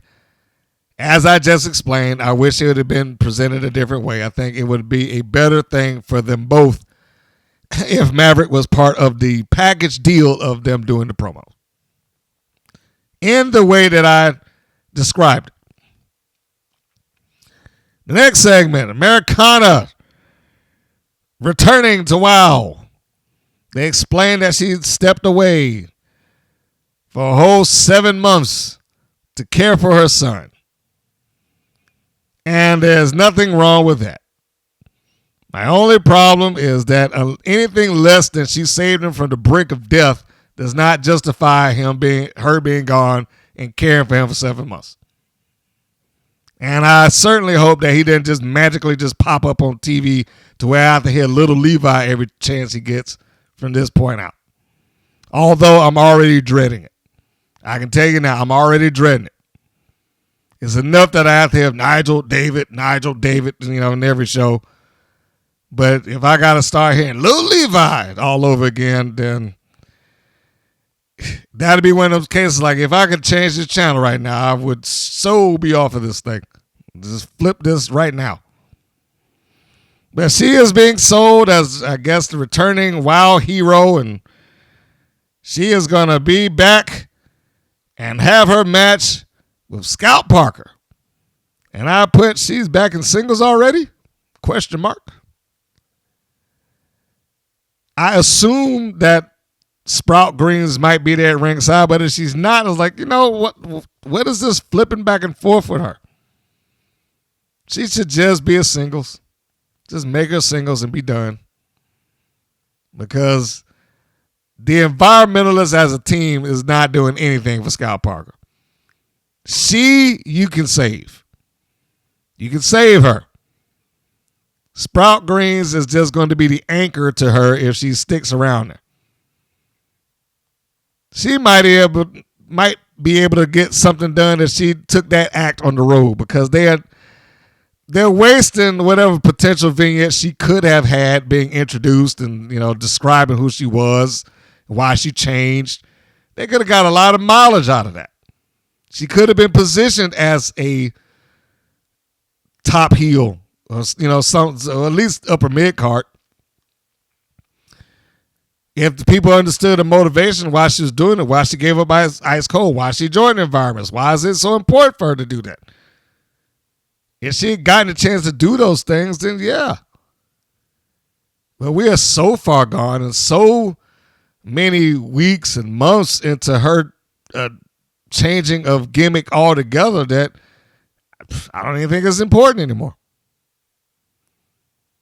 I can't even tell you the last time I heard her speak. But she's got a match against the returning Americana, so I can only assume that she's going to lose, she being Scout Parker. I think they like Americana too much just to have her come in and do a job. Although if she did, that would be, I would really be shocked and impressed and confused about Wow's booking all together at that point. I have a morbid curiosity to see that match. Because I need to see if Americana's gotten any better. I mean, nothing against her, but man, she was like wood. When she was doing promos, she just could not get the emotion in there.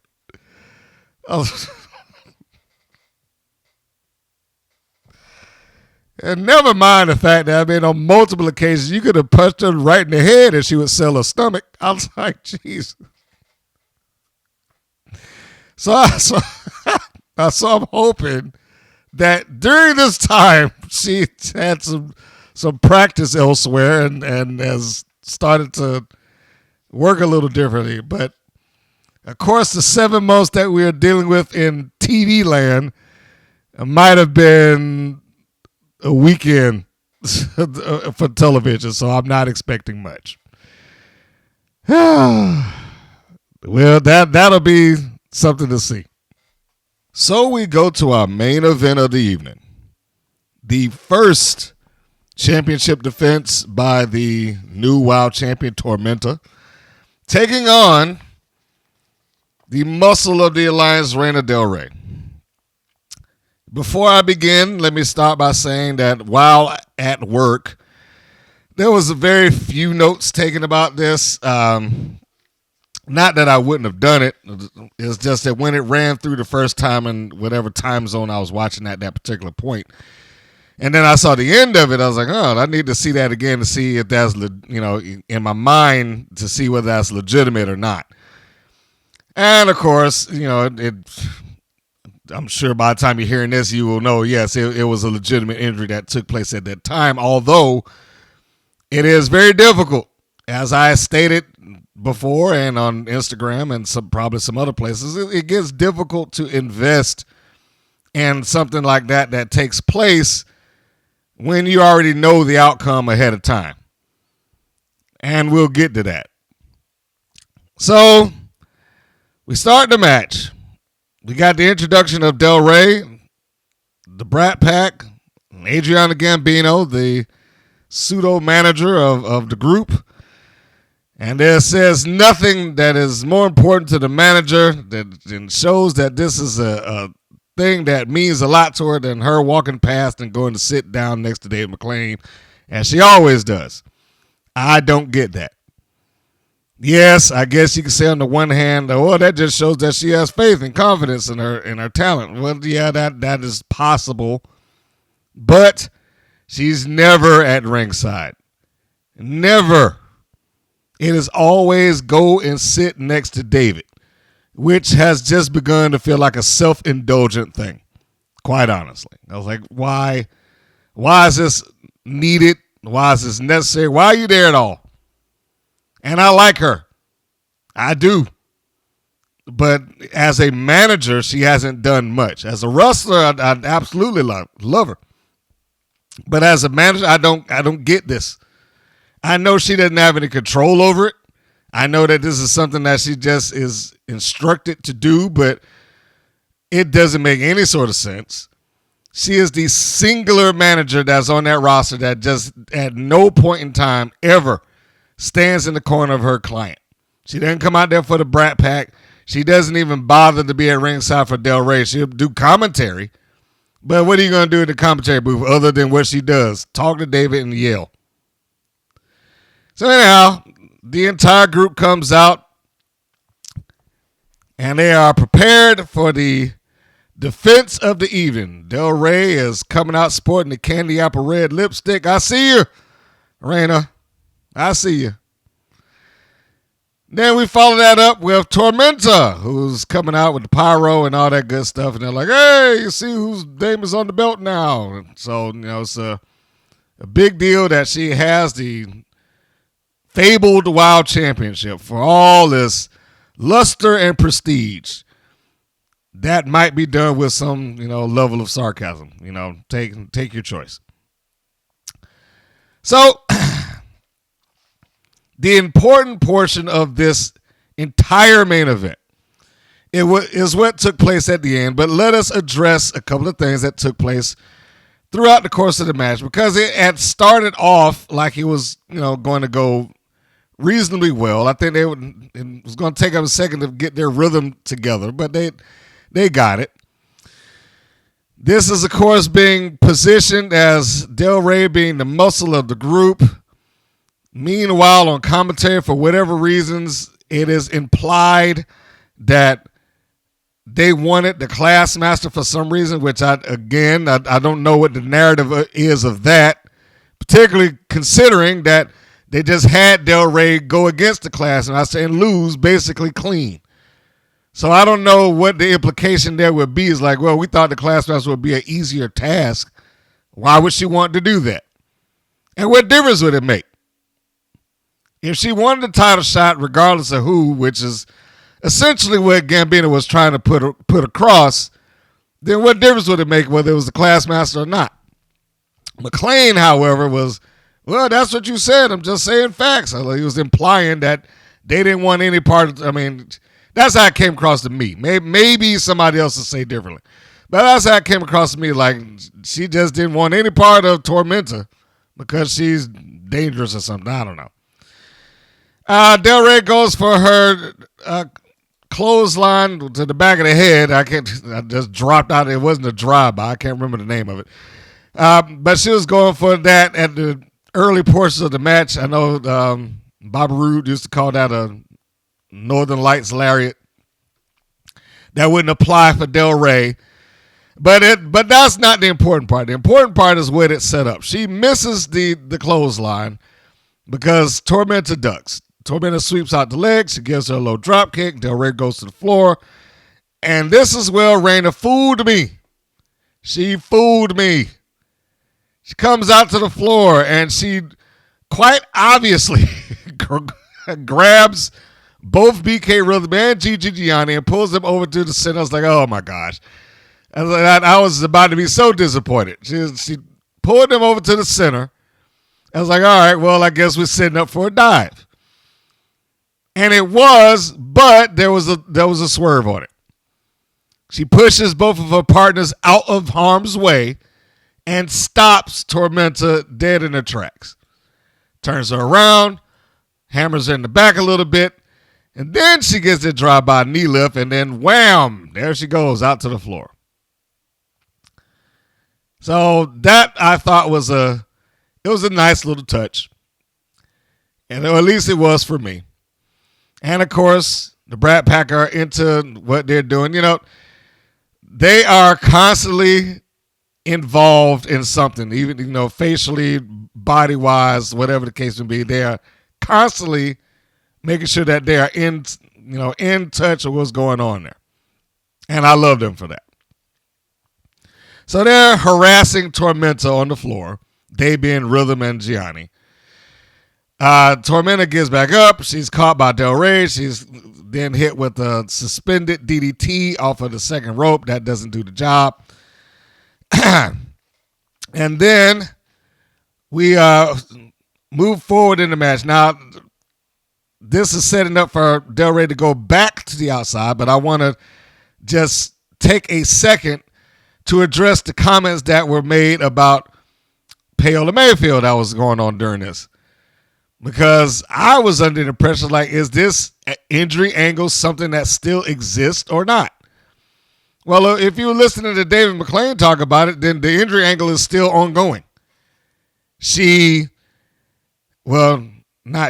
say David was talking about how Tormenta hurt Paola Mayfield and, potentially injured her. And the way that he said it, it was almost like she was going to put her out of wrestling the way that she did.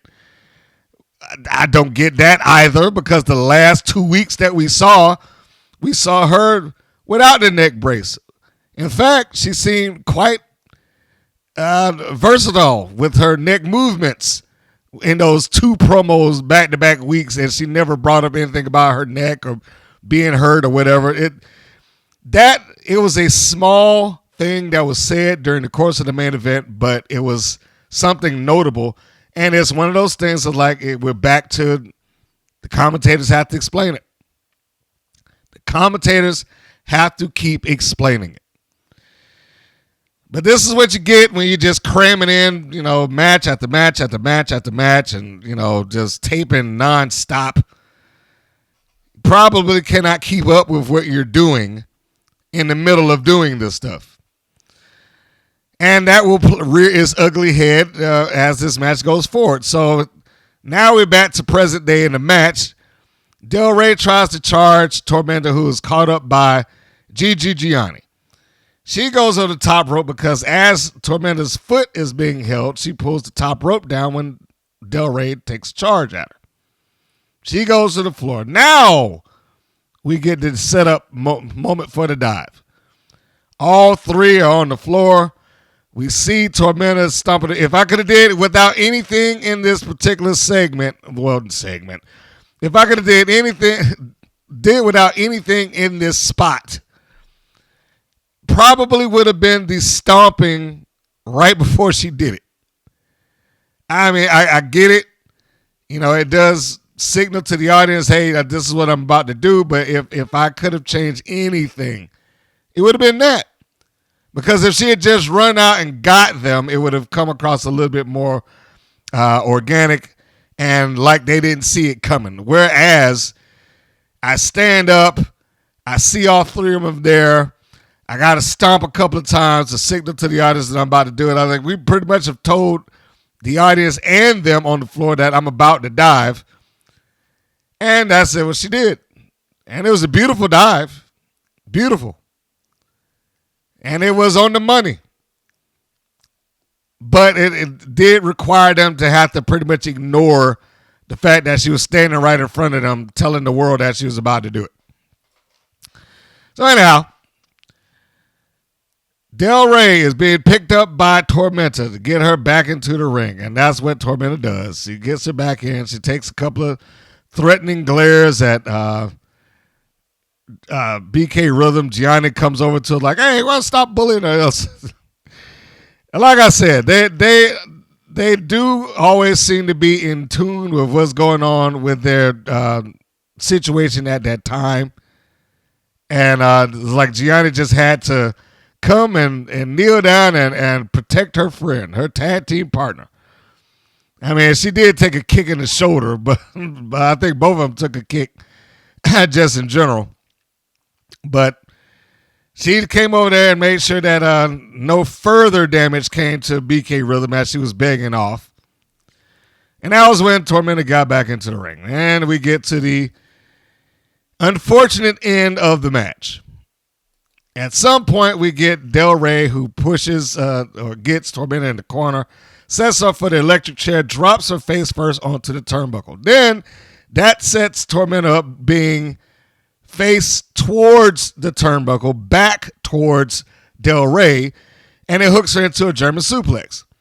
Del Rey tosses her with the suplex, and she goes over and she lands on the shoulder, and unfortunately it did cause some damage. This is also a point where I am going to say clearly David McLane had done some ADR. I think he had did it earlier in the match. There are points when I'm listening to the audio where it kind of shifts in tone and ambience, and this is one of them. I also don't think that, for what you're looking at, him in the background doesn't seem to really match up. I mean, but you would have to look at, in fairness to them, you would have to be looking at David McLane, his tiny self in the background, in order to be like, well, that doesn't sound like he's saying what we're hearing. So it's not like I would expect anybody anywhere, quite honestly, to look at it and be like, he's not saying that right now. He's lying, or he's just making this, added this in later. But it did come across like it was added in later. And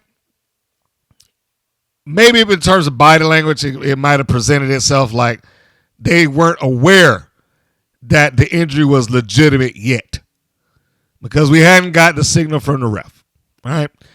But that would happen in short order. He would throw up the X and like, hey, look, this is over with. And that was it. That was the match. It's we've always seen that with wrestling. If it's a case of they are hurt and they're hurt legitimately, the action stops. And it's kind of difficult to deal with in a wrestling environment because, it is something that somewhat violates whatever rules that you might have, or the reality. I shouldn't say the rules. The reality of the universe that you've created. Because under normal circumstances, let's say any blood feud, let's use Miami Sweet Heat and Penelope Pink HollySwag as the example. Well, they just went through like a hardcore match, right? So at what point do you turn around and be like, they're too hurt? And even though they did it, they tossed to the table. That was something that you knew was, okay, they just did that for the sake of the show. Even though it was a stupid and poor decision, but that's aside the point. But you see a match like this where it just happens during the regular match, and that can take place. I mean, that wrestling ring is not soft. I know a lot of people, particularly the people that I'm around that don't watch wrestling, they just kind of see it as, well, this is just this fun thing to look at, and they just, they never get hurt. That's kind of the impression that they get. They never get hurt. And it's kind of hard within that universe because in a wrestling match, you're basically supposed to be hurt almost every second that you're in the match. So it does come across like, well, if this were a worked injury, Del Rey would have gone for the cover. Because it's a shoot injury, she does not. She has to leave. Then the match is called and they go up the ramp. Gambino gets from behind the desk. And I'm sure they did what they could in terms of reaction. I know that they were concerned about her and the reality of the situation, but they're also on TV and they have to portray the parts that they're in. Wrestling, by its nature, is exploitive. By its very nature, it's exploitive. Now, I'm not saying that in a bad way because it's part of the reason that I wish that certain people in the wrestling industry hadn't gone out of their way to remove the sport label off of it. Like, well, it's just TV. It's just entertainment. We just play characters and parts. Well, when things like this happen, like, no, that's more in line of a sport rather than you doing, character work.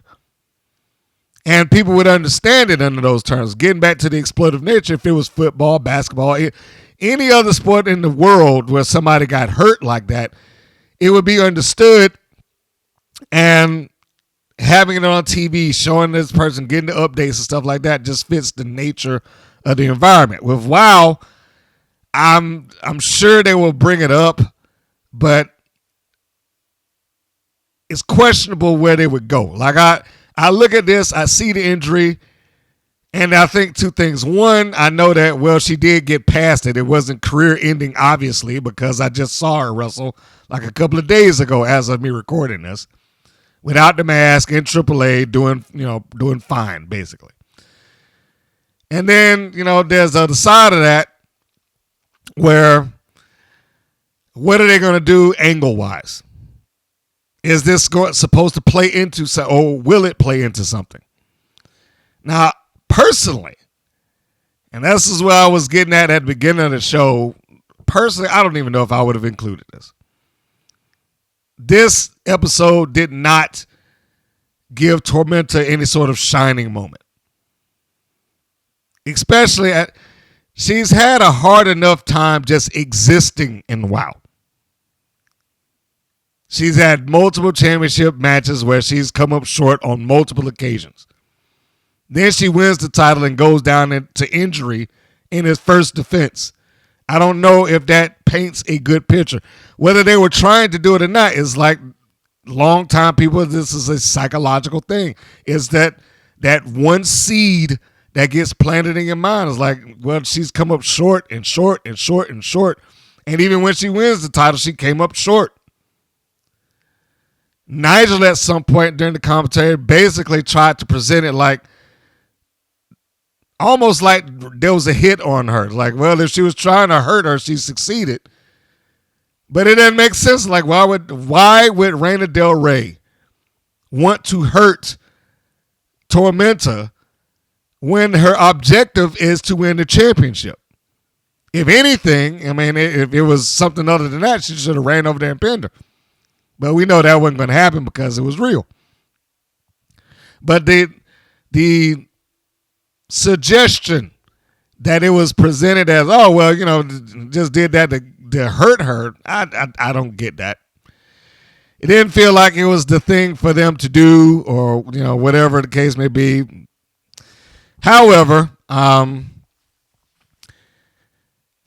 will expect and or look for Tormenta's return and see how they present that on their television show. But again, it is really, really, really difficult for me to invest in the idea that she's hurt. Like I'm not sitting at the edge of my seat like, oh man, I hope that she's okay. How's she going to do this? How's she going to get by? I was like, that doesn't exist here for me because I already know that she's okay. Now, whether she keeps the championship or not, I hate to say that I don't care, but I don't. I haven't invested enough of myself in Tormenta for me to care whether she holds the WoW championship. I barely care about the championship in and of itself. If there ever was the time that I would apply that is just a prop, it probably would be that belt. Like, it's just to me, it is just a prop. Doesn't mean much anything. But maybe it will. Maybe it does. I'm not going to say will. Maybe it does for some of the people that's on that roster. Maybe it means something to them. Maybe that championship belt is the symbol of excellence. I don't know. But for me as the viewer, and where it's been, who's had it, the defenses that has been around, et cetera, et cetera. For those things, no, I don't find myself being overly concerned about the championship. And if I were not aware of Tormenta and her injury and aware of her path currently and AAA, Lucha Libre to AAA, if I weren't aware of that, maybe I would be a little bit more concerned about it. If I weren't aware that WoW had shot this a year ago, maybe I would be more concerned about it. But I'm just not. All it did, it came across just like oh, wow, that happened. I mean, the initial bump and seeing her go down clutching her arm, you got a natural reaction of, ooh, I think she's hurt. Yeah, you got that. And it went across the room. Like, if there's anything that will make people look at wrestling slightly different is the legitimacy of injury. Now, of course, some people questioned it, including me. But when it came across like, no, I think that's legit, bro. Look at her, you know. Once that happened, it's like, ooh, that bump looked kind of nasty. So there you have it with this. I mean, the match was what it was. Didn't go very long or very far. It started off okay, ended in tragedy, but the tragedy is very much past tense, so it's hard to feel really grounded to that tragedy or look at this as tragic. They did what they could do. And to repeat the point that I was getting at with Tormenta and her presentation there, I don't think they did her any favors. As a show, I do not think they did her any favors.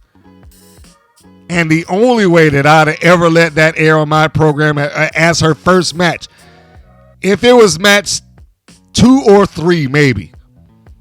But I got to get past the first one. And the only way that I would have ever let that air like this is if I had absolutely no options in front of me.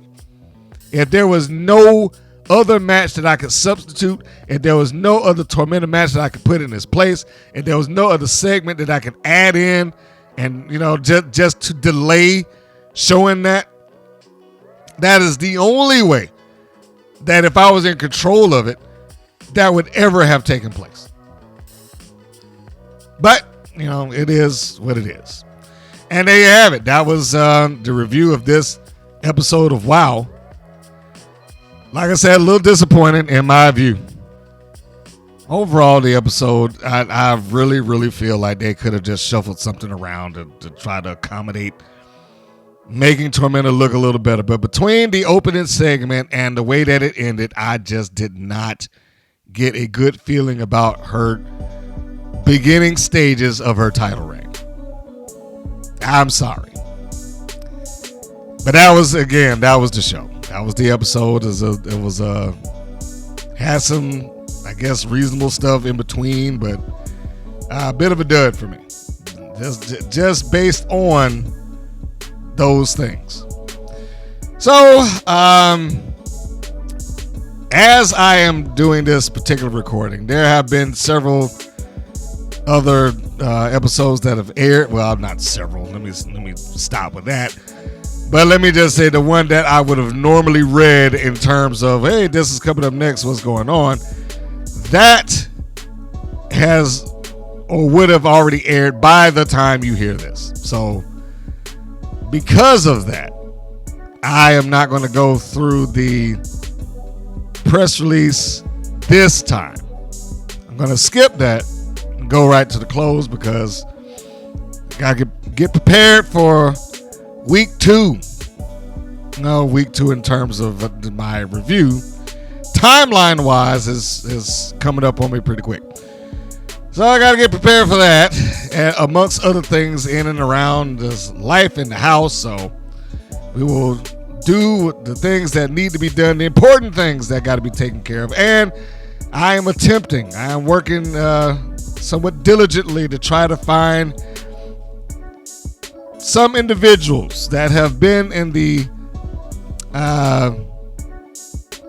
offices of WoW to speak with, that are willing and wanting to express their feelings, both good and bad, to their experience within that company. I make no guarantees that I will get that because, like I said that before, most often whenever I have talked to somebody about that, they have said yes until it got close, and then either cold feet, remember the contract, can't say this, ghost, whatever you want to put down there, they just kind of disappear. This time I only bring it up because it feels closer. There's been more communication. There's been more attempts to, well, this doesn't work, we try this day, da da da da. So there feels like there's far more effort to try to accommodate this conversation, and I'll leave it at that so that I don't paint myself into a corner like I'm promising you the world. So if it happens, hopefully by the next episode you will know something, so you can stay tuned for that. And in that note, let's close this thing on up because I actually have to contact this person in a little bit. So, if you are listening to this on YouTube and whatnot, do the YouTube things, like, share, and subscribe. If you check us out in podcast form, ratings always help. If you don't know where to get those things, you can always go to WPNWrestling.com. It has everything, all the videos, all the podcast episodes, all collected in one spot. That should be a good little location for you to catch yourself up if you want to. And I said in one of these podcasts earlier that is hours and hours and hours and hours and hours of content there waiting for you at your fingertips. All you got to do is go to WPNWrestling.com to get it. And finishing that up, because I can't imagine how you would not be able to find the content that you need if you go there. It's all dropped there.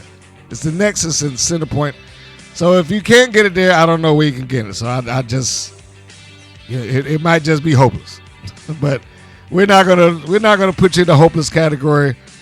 It's easy to find. I just told you where. You know where to go.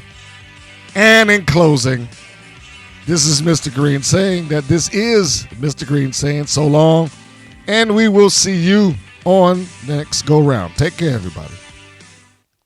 Thank you for listening to the WPN's Rights and Wrongs of Pro Wrestling. If you have questions or comments, please contact us via our Facebook or our YouTube channel at the Women's Pro Wrestling Network. If you're new to the WPN, feel free to subscribe to our channel and like our page. We appreciate your support. Thank you again for listening.